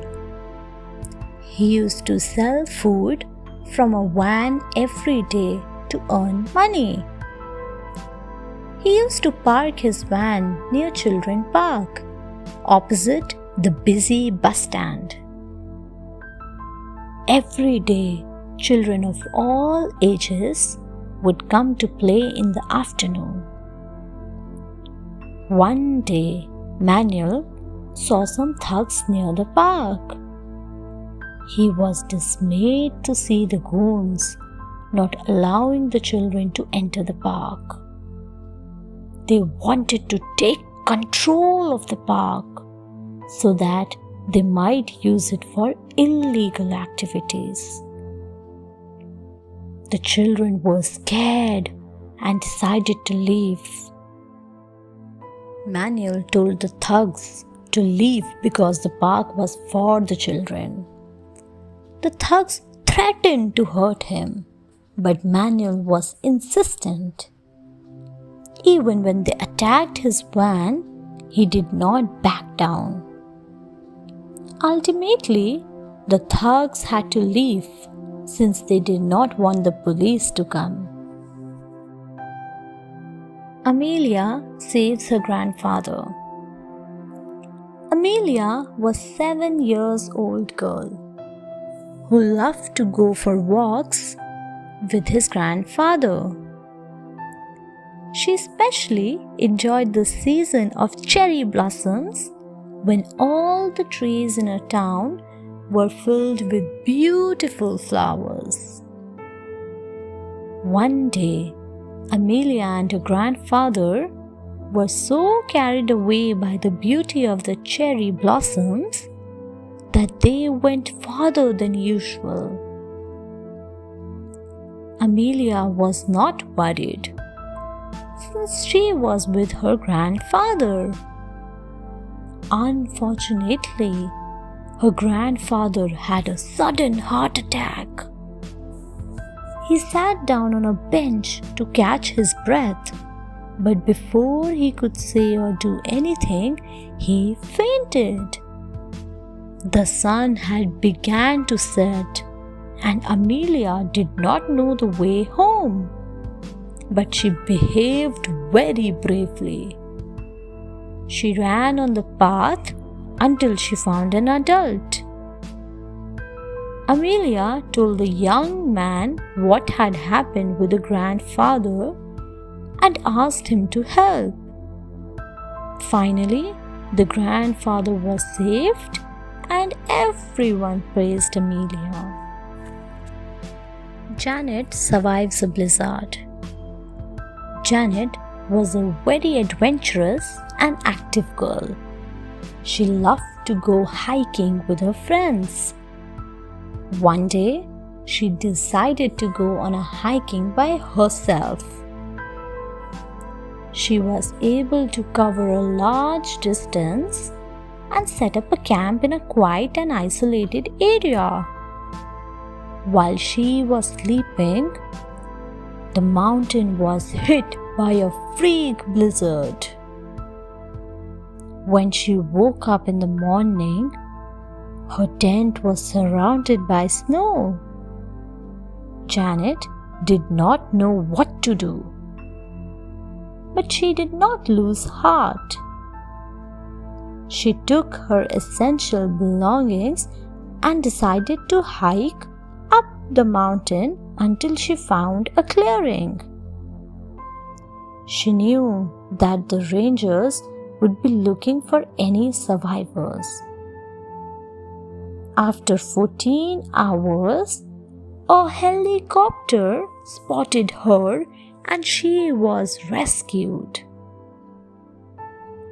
Janet's toes were damaged due to frostbite, but she did not lose her love for hiking. She returned the next year and completed her solo hike. Defoe's bravery saves his friends. Defoe was a young boy who was studying in school. Unfortunately, his village was in an area full of conflict. Every day there were skirmishes between the rebel army and the government. One day, when the boys were studying, the rebels attacked their school. They locked the teachers in one room and started threatening the students. Defoe knew that he would be caught and forced to join the rebels if he tried to run away. He hid behind a desk and waited for the correct timing. When the rebel went to the other class, he sneaked with his friends into a storeroom and locked it from outside. Then he ran into the staff room and hid in a cupboard under a pile of papers. The rebels left after a few minutes, taking as many boys as they could. They did not check the storeroom because it was locked from outside. Gabriel rescues two children. Gabriel was a teenager who liked to spend his free time by the riverside.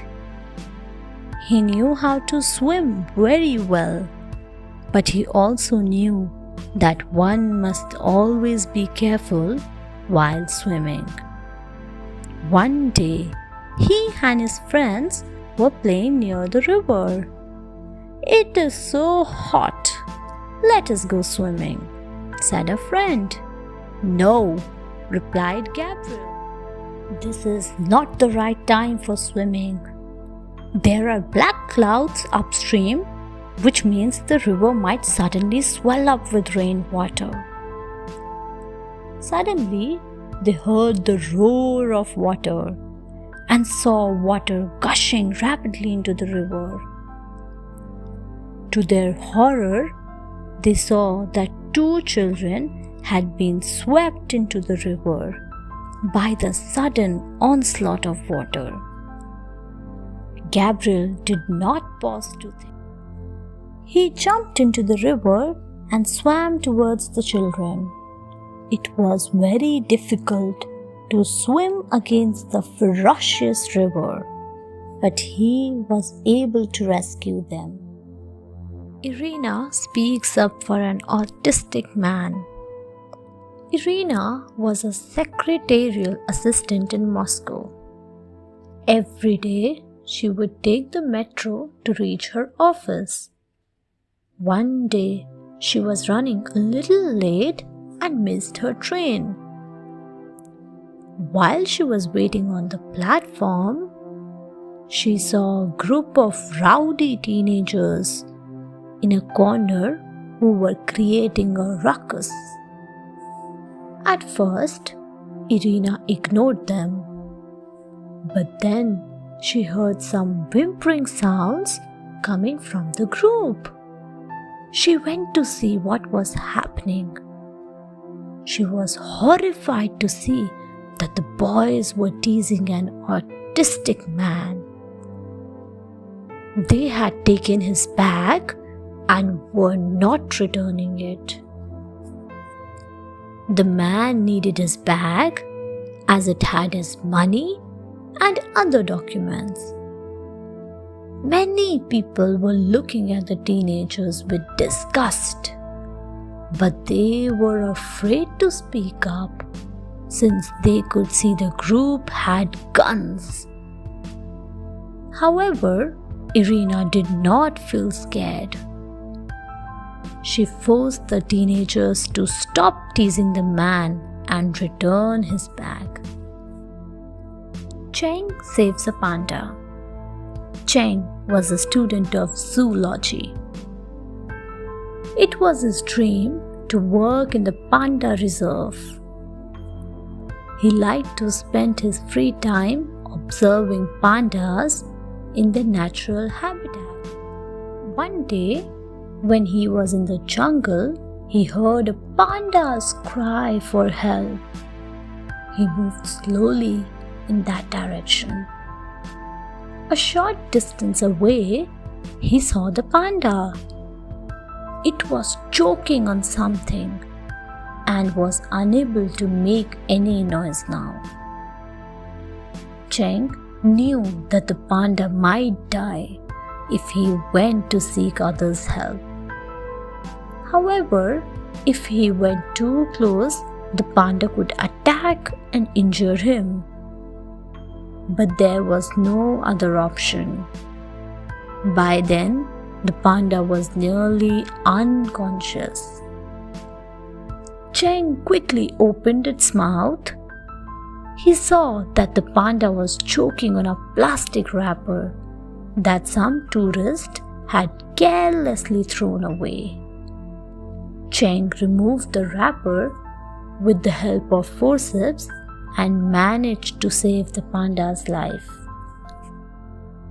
Jhumki fights for ecology. Jhumki was a young girl who lived alone with her mother in their village in the picturesque Western Ghats. Her father and brothers used to work in the city, while Jhumki and her mother farmed a small piece of land. One day, some men came from the city and told them that they would have to vacate their land. They said that they had bought the entire village as it was situated over a very large deposit of some mineral.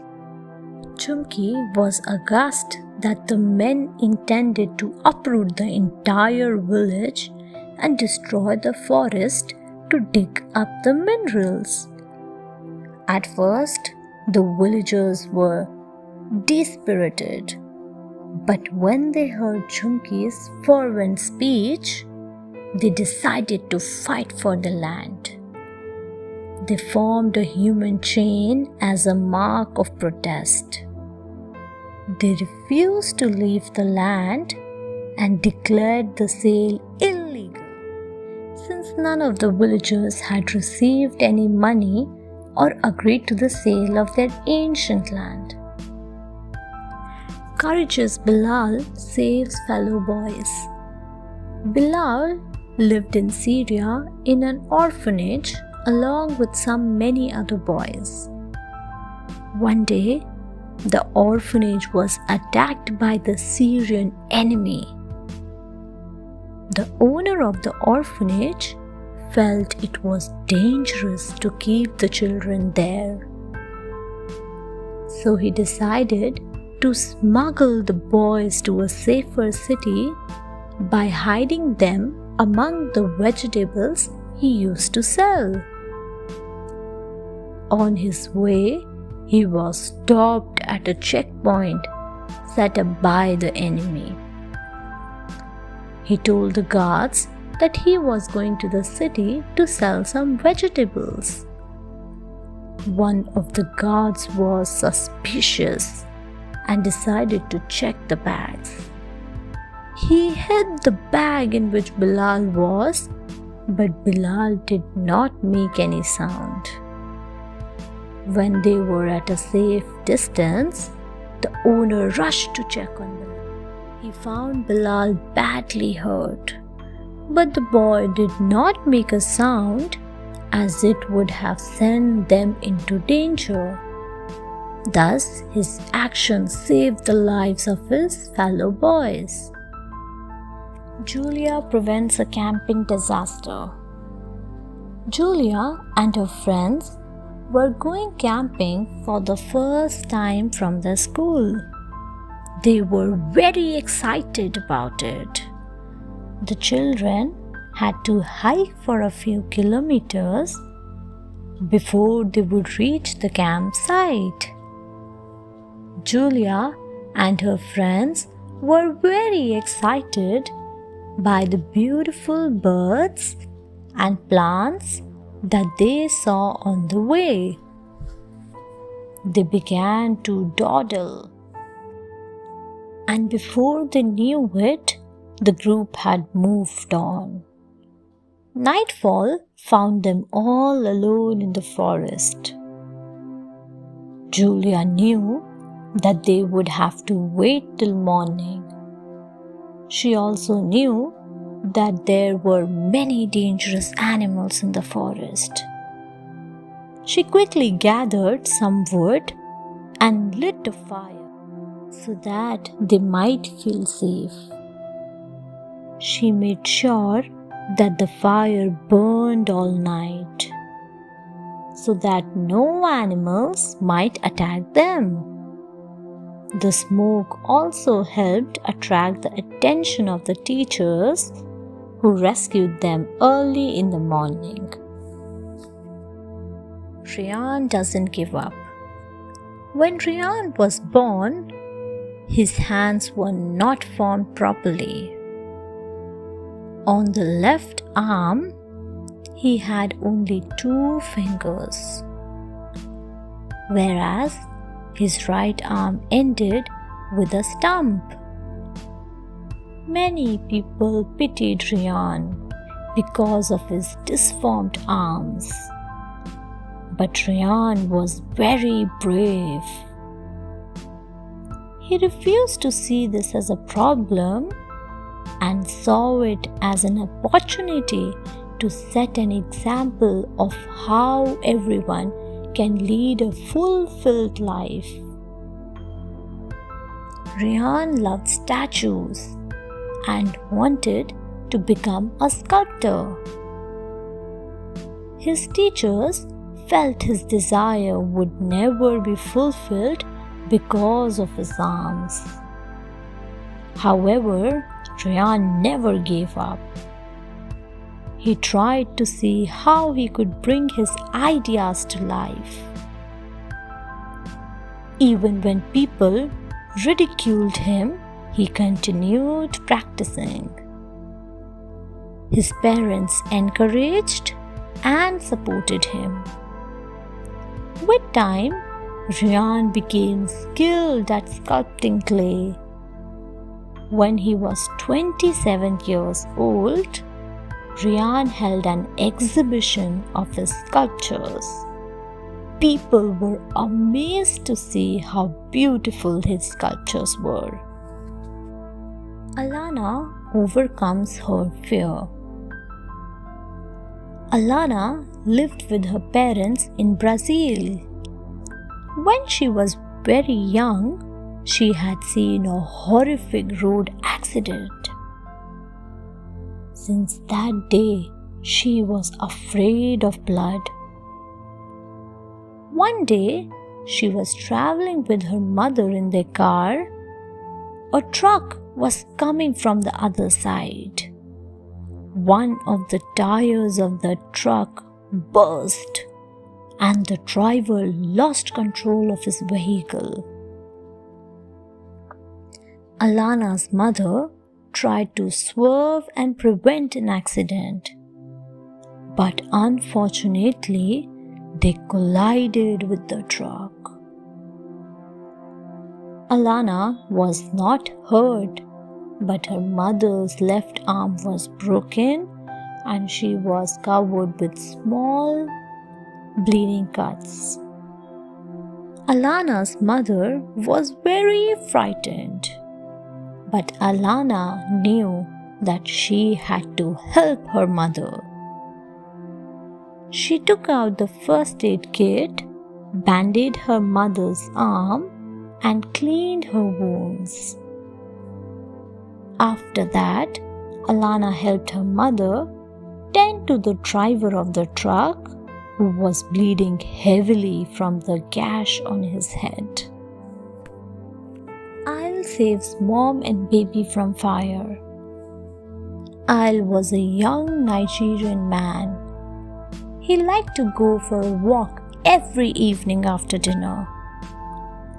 One night, he heard commotion on the street ahead of him.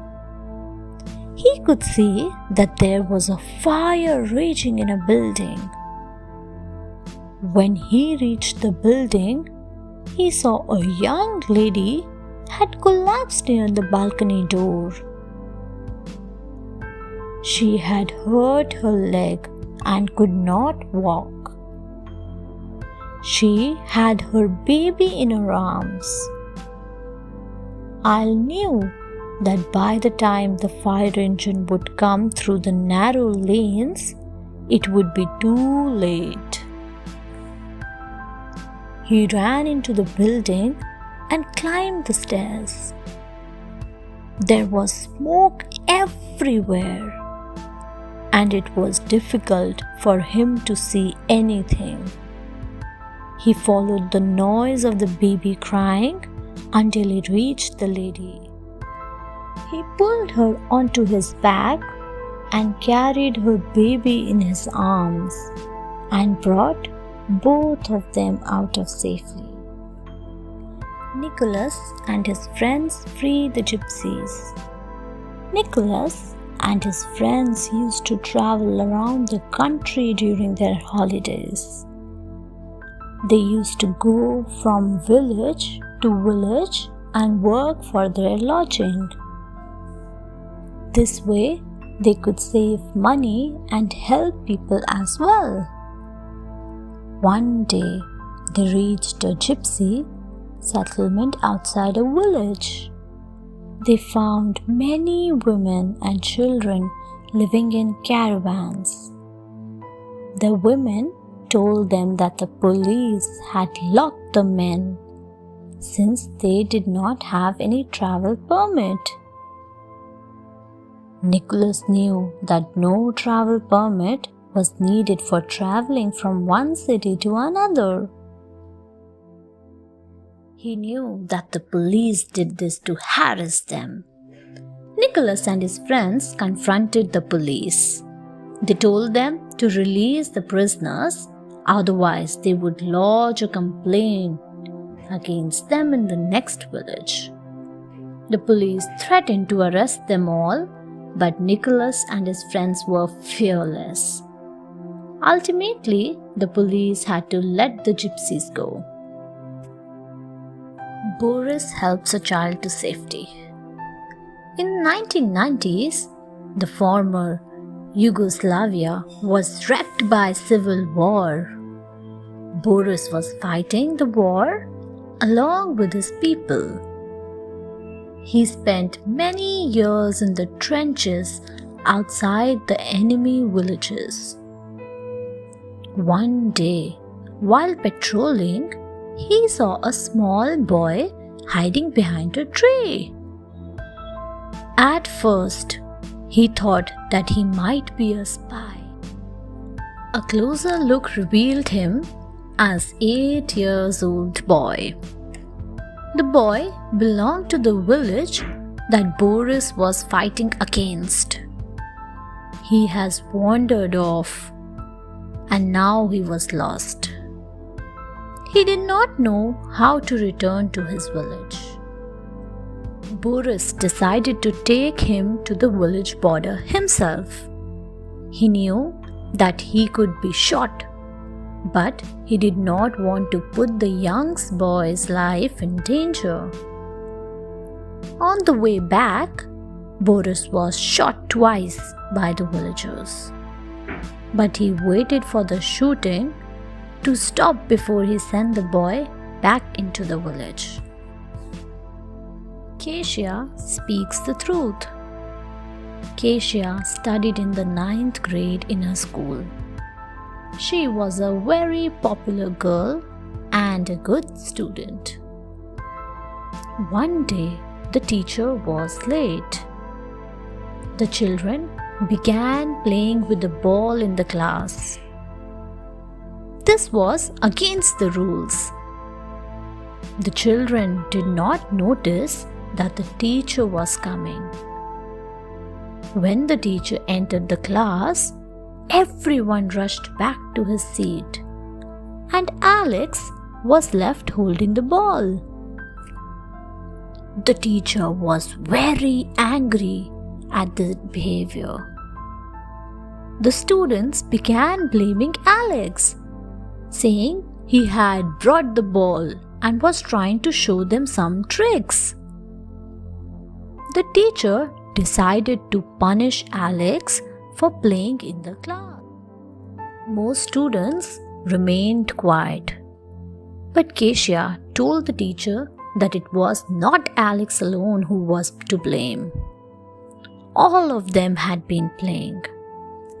The teacher was angry with the whole class, but appreciated Kesia's courage in clearing Alex's name. Kiara keeps her promise.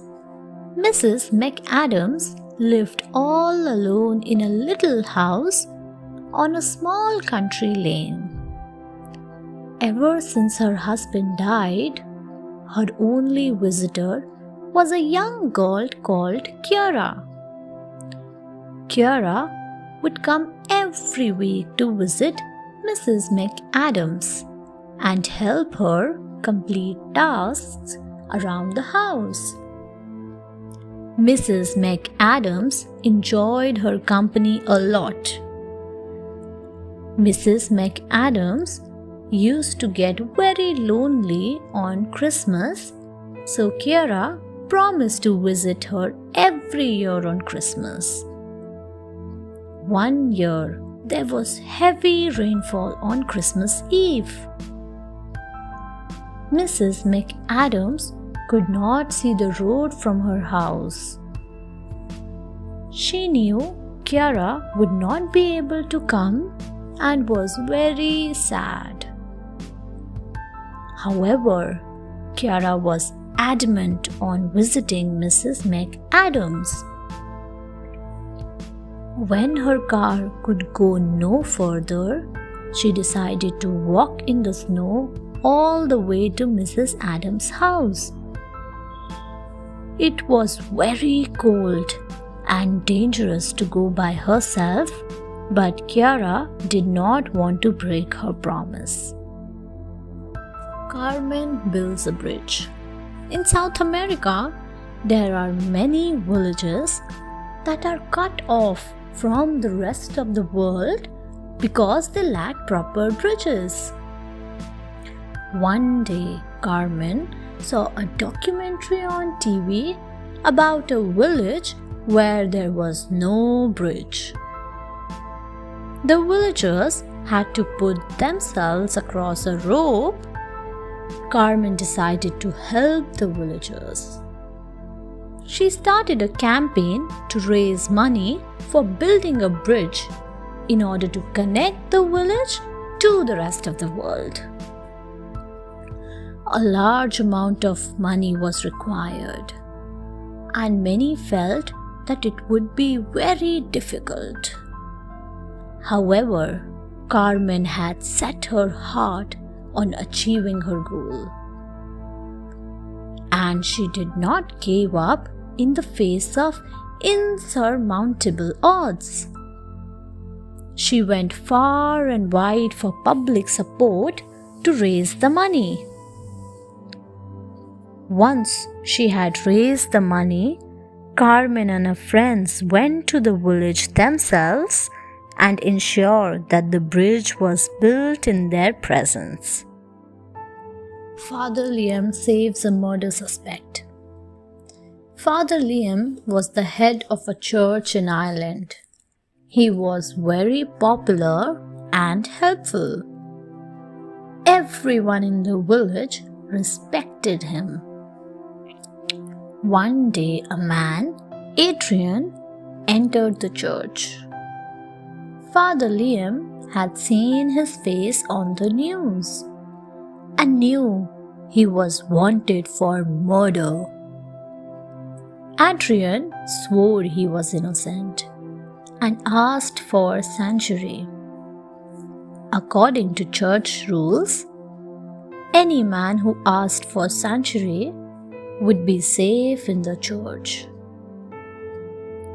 When the police came, Father Liam refused to turn over Adrian to them. Adrian wanted another investigation to be done, as some important evidence had been overlooked. Till the police did not agree, Father Liam kept Adrian safe, even though the whole village turned against him for harboring a murderer.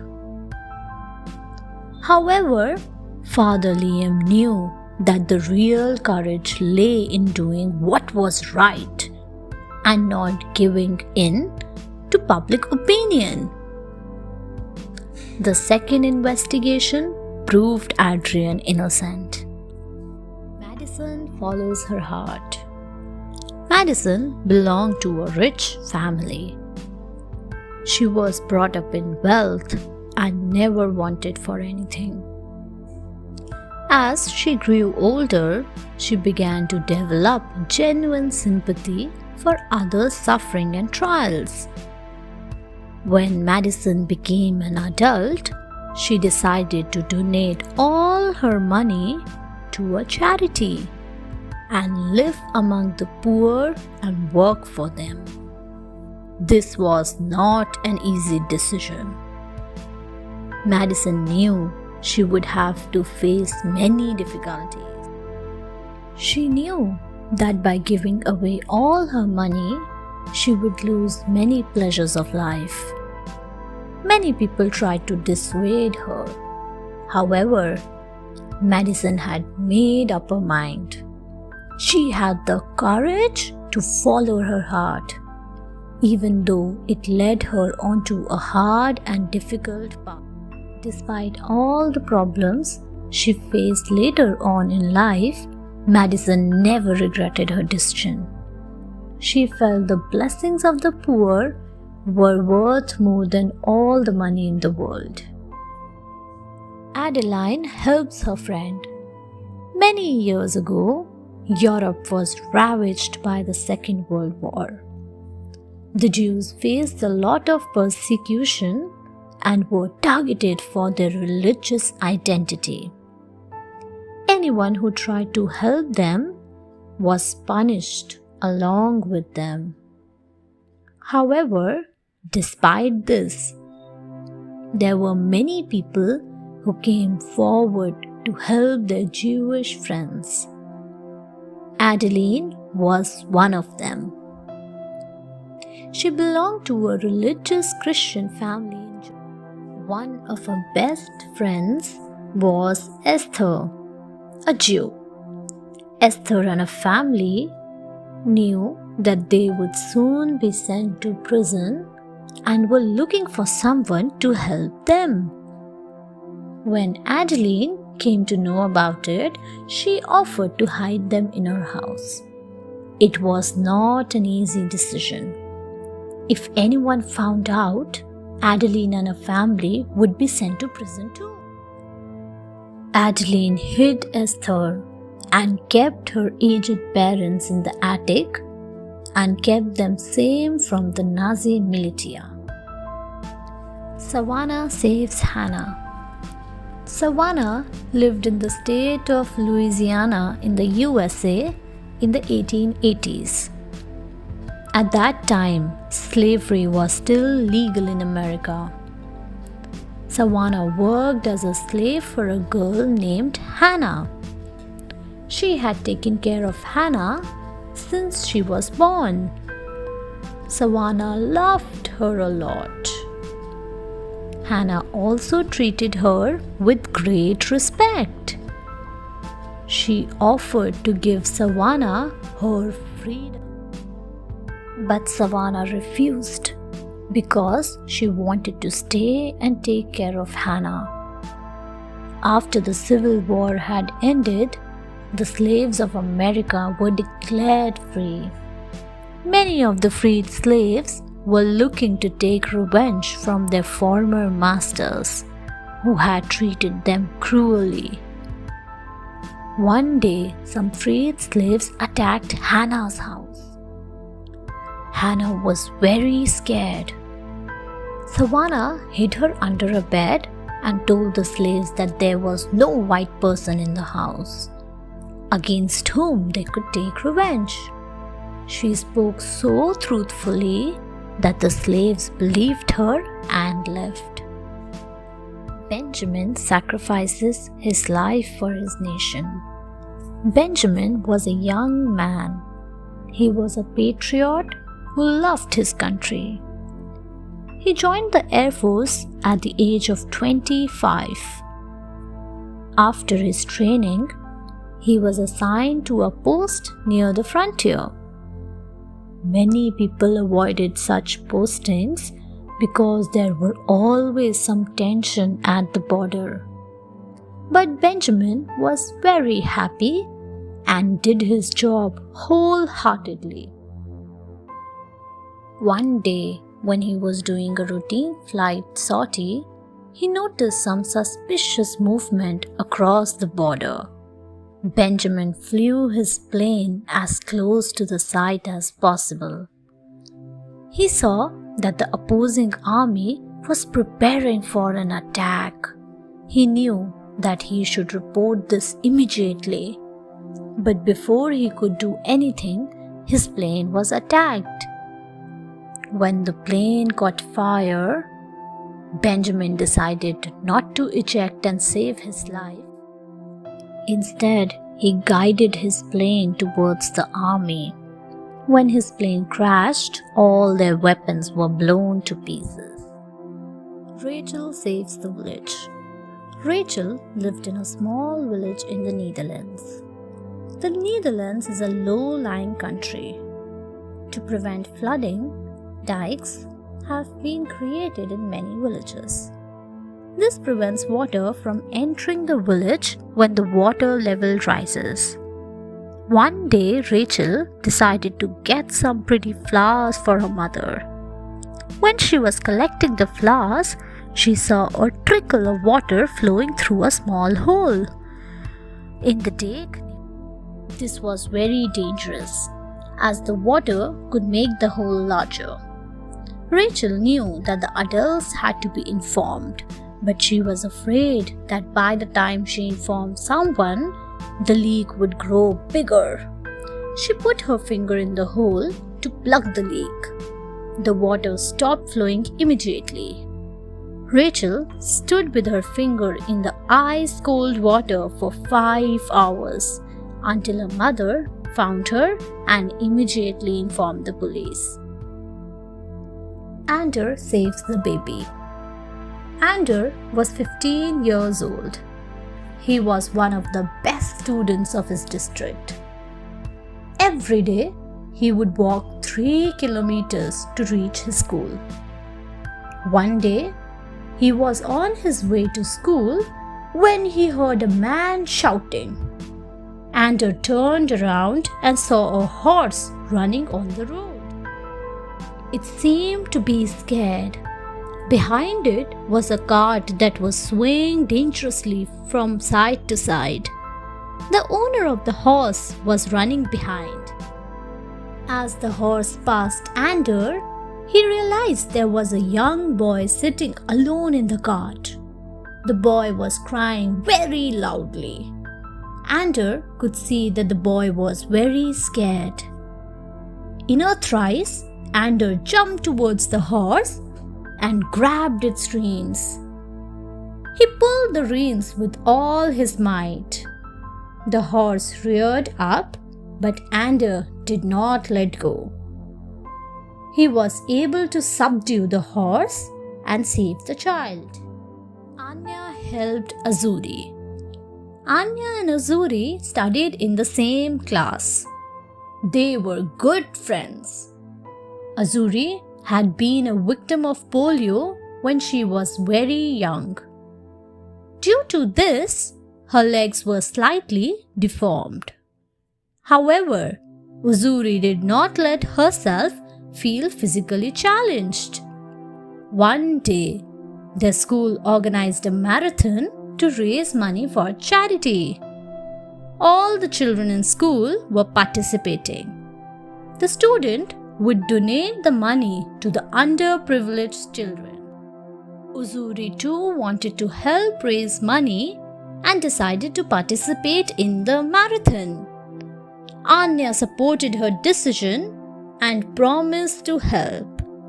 Uzuri could not run very fast. Most of the children had finished the race when she was near the halfway mark. Anya was near the finish line when she noticed Uzuri lagging behind. She came back to help her friend and ran with her. She encouraged her till Uzuri finally crossed the finish line. Edmundo saves his father's life. Edmundo lived with his parents in an upscale area of Sao Paulo. Every year, they used to go to the hills and stay in a secluded cottage. There were no shops or neighbors nearby. Edmundo and his family enjoyed their stay there. One day, they heard an announcement on the radio that a severe storm was expected. Edmundo's father went outside to check whether there was some danger to the house. Unfortunately, he slipped and fell. He hurt himself badly. Edmundo's mother could see that a doctor was needed immediately, but the nearest doctor lived an hour away. Edmundo's father was in great pain and needed medical attention. Edmundo volunteered to bring the doctor. He went out in the raging storm and hiked over the hills until he reached the doctor. By then, the storm had abated and the doctor came back with him. Thanks to Edmundo, his father was saved. Zola fights for her country. Zola lived in South Africa many years ago. At that time, South Africa was under the regime of apartheid. Under this, every person was given a position on the basis of the color of his skin. The white minority lived in great comfort.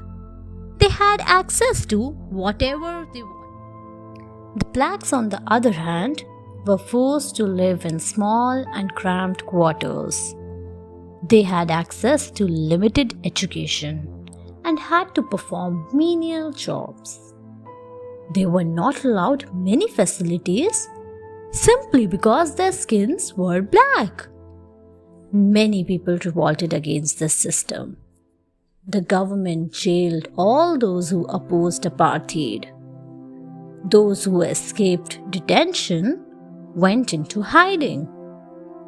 They needed help in contacting one another. Zola was only 11 years old girl at that time, but she volunteered to help carry messages from one leader to another. In this way, she helped to keep the movement alive. Adnan fights for women's rights.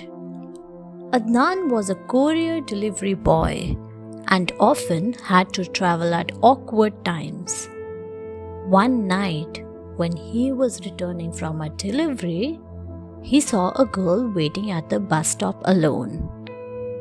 As he stood at the red light, he realized that a group of teenager boys were harassing the girl by making lewd remarks.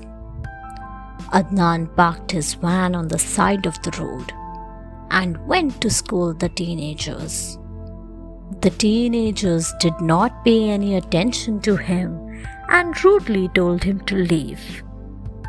They even threatened to beat him up if he did not leave immediately. Adnan was not scared by these threats.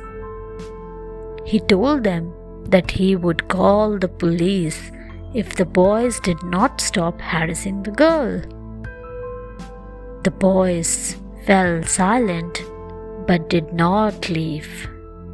Adnan knew that they would continue harassing her when he left, so he waited there until the bus came.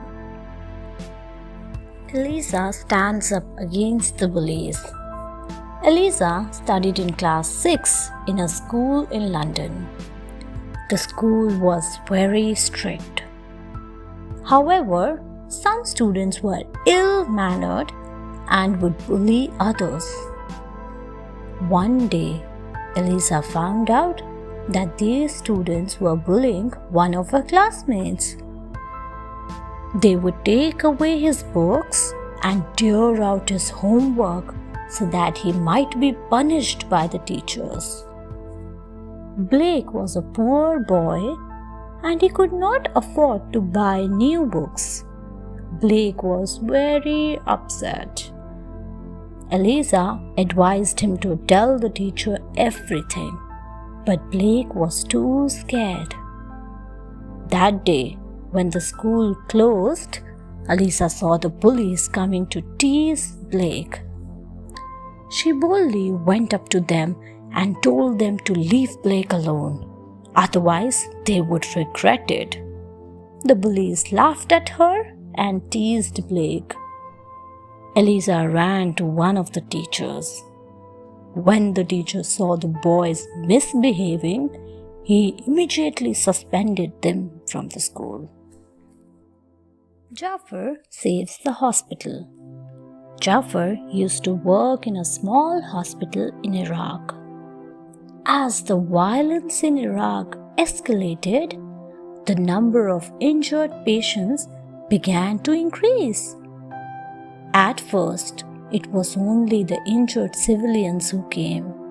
But as the violence progressed, some of the rebels began coming in as well. For the doctors, it made no difference. Every patient was treated to the best of their abilities.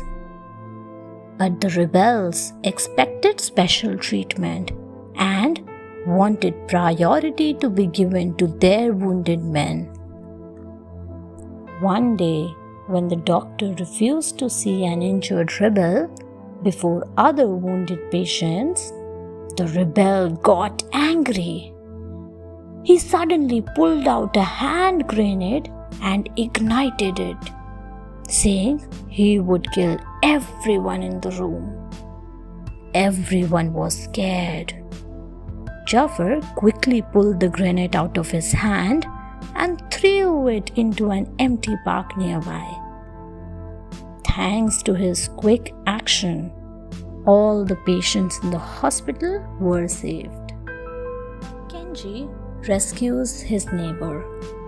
Kenji lived in a small town in Japan.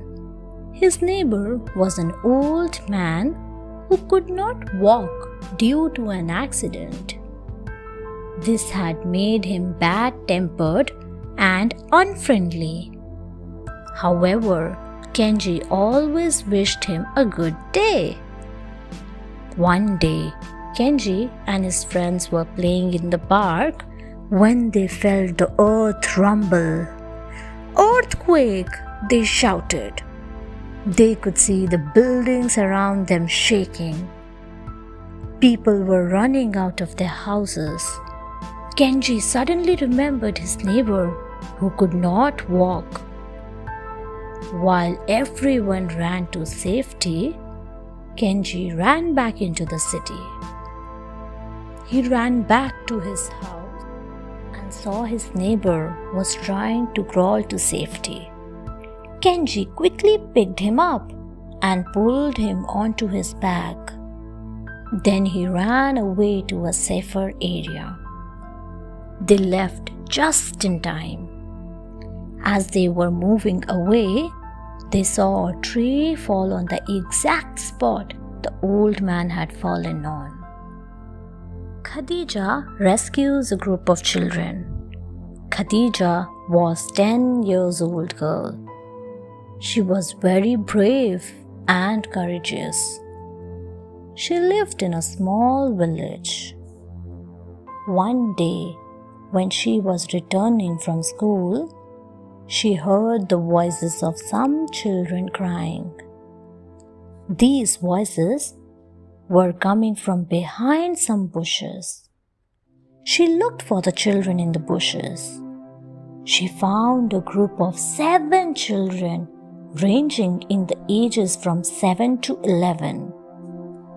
They had been separated from their parents by some men. These men were taking them to the city to make them work in factories. The children were very scared. Khadija quickly decided to help these children. While the men were having their food, she took the children to her farm and hid them behind some piles of straw. When the men came looking for the children, she feigned ignorance, even in the face of dire threats. She managed to save the children from a life of servitude. Francisco saves a train full of people. Francisco's father was a train driver. He would often let Francisco ride with him, which he enjoyed very much. One day, Francisco and his father were singing songs together in the engine compartment when suddenly his father fell down. Francisco did not know it, but his father had suffered a heart attack. The train was a few kilometers away from the nearest station. There were many other trains running on these tracks. Francisco tried to retrieve his father. But when all his efforts failed, he realized he was responsible for driving the train now. If they stood in one place, they could be hit by any other train passing by. Francisco had seen his father drive the train on this route many times, but he still felt scared to do it by himself. However, he knew there was no other option. He guided the train on the twisted path until they reached the nearest station. Daphros saves her siblings. Daphros lived in Rwanda with a family. She was the eldest of their siblings. One day, while their parents were away at work, a man knocked at their door. When Daphros opened the door, he barged in and told her to hide him. The man had a knife in his hand, and there were blood marks all over his clothes. Daphros was very frightened. The man told her that he would attack her if she screamed. Daphros's siblings were playing in the next room. She knew that they would be in great danger if she did not do what the stranger said. So she took him into the kitchen, where he hid behind some curtains. She did not let her siblings know there was a stranger hiding in the house. She did not want them to panic. She calmly suggested they should play outside. Once outside, she ran to the neighbor's house and called the police. Soon, the stranger was arrested. Neil prevents an accident. Neil was a young professor of sociology in a leading college in America. One day, he was driving to his college when he noticed a car in the next lane moving erratically. Suddenly, the car swerved over and hit the barrier on the side of the road. But the driver did not stop. The car was dragging along and sparks were flying from its body. Neil felt very worried. He pulled over beside the car. He saw that the driver was lying sprawled over the steering wheel. Neil knew the car had to be stopped before other people got hurt. He pulled his car in front of the other car and applied the brakes. As the other car crashed into his, it finally stopped. Neil rushed to pull out the driver, who was suffering from a stroke. Thanks to Neil's courageous act, his life was saved. Elena saves a girl from being drowned. Elena lived in Russia. She was a student of art history. One day, she saw two girls skipping in front of her. As she crossed the bridge, they stopped to look at the view. By mistake, one of the girls dropped her doll. She peered over the bridge to see where her doll fell, but lost her balance and fell into the river. Elena took off her shoes and coat and jumped into the river to save the girl. The water was very cold. The girl's clothes were soaking wet and kept on dragging her down. However, Elena managed to pull her to safety. However, it was so cold that the girl's teeth were clattering. Elena could see that the girl had started turning blue. If she did not reach a hospital soon, she would die of cold. Elena wrapped the girl in a coat and rushed her to a hospital. Leila leads the revolution. Leila lived in Turkey. She was a college student who liked to go out with her friends. During that time, the government in Turkey was very unpopular and had taken many measures against people's wishes. People often criticized the government, but no one acted up on this criticism. One day, the government announced that they would be demolishing a park to make way for a shopping complex. This park was very old, and nearly everyone had spent time playing there as a child. Leila decided that it was time to move beyond words. She told her friends that they should go to the park and protest. Her friends felt that would not have any impact as they were too few in number. They contacted more people, and on the day of protest, there were more than 5,000 people in the park. The government had to change its decision. Jamila saves lives from a flood. Jamila lived in Bangladesh. Floods were an annual affair, and most people were prepared to handle them. During the rainy season, they would move to safer areas and return to the low-lying lands after the rains. One day, it began to rain heavily in winter. Everyone stayed inside his house. They thought the rain would finish in a few hours. Jamila went out to check on her pet calf. When she was returning, she saw the river was overflowing on the upper banks. In a few minutes, the whole village would be flooded. There wasn't enough time to inform everyone. She grabbed a tin drum her father kept to store fodder. She began to beat it loudly with a stick.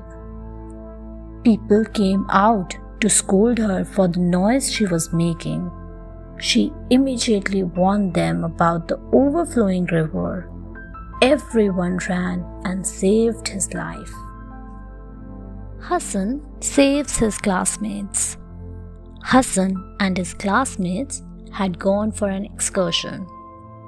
They saw an empty riverbed with beautiful stones in it. They got out to spend some time in the riverbed. While they were strolling around, they heard a high-pitched whistle. No one paid attention to it. Suddenly, they saw water swirling down the riverbed. The water was coming with great force. All the students ran to the edge of the river to escape the water. Hassan was climbing up the bank when he saw that many of his friends were engulfed by the water. Hassan was a good swimmer. He turned back to help his friends. He rescued 2 boys, but by the time he turned to rescue a 3rd friend, the water was too powerful for him. He saw an overhanging tree ahead. He climbed on it and grabbed his friend before he was swept away. Farid saves many lives. Farid lived in a small village in Uttar Pradesh. Every year, a fair was organized during Diwali. People came from nearby villages. While in the fair, Farid was passing by the enclosure for the bulls. He noticed that there was a lot of noise. He did not pay much attention. A short while later, he saw a group of men running from the enclosure. One of the bulls had escaped. The noise was enraging it, and by now the bull was acting like a crazy animal. Farid knew that many people would be injured if it entered the main area of the fair. He quickly grabbed a piece of red cloth and ran towards the bull, waving the cloth in its face. He knew this would further enrage the bull, and it would try to attack him. As the bull turned towards him in anger, Farid ran away from the fair, saving many innocents' lives. Thanks for watching. Do like, share, subscribe to Sahil Book House.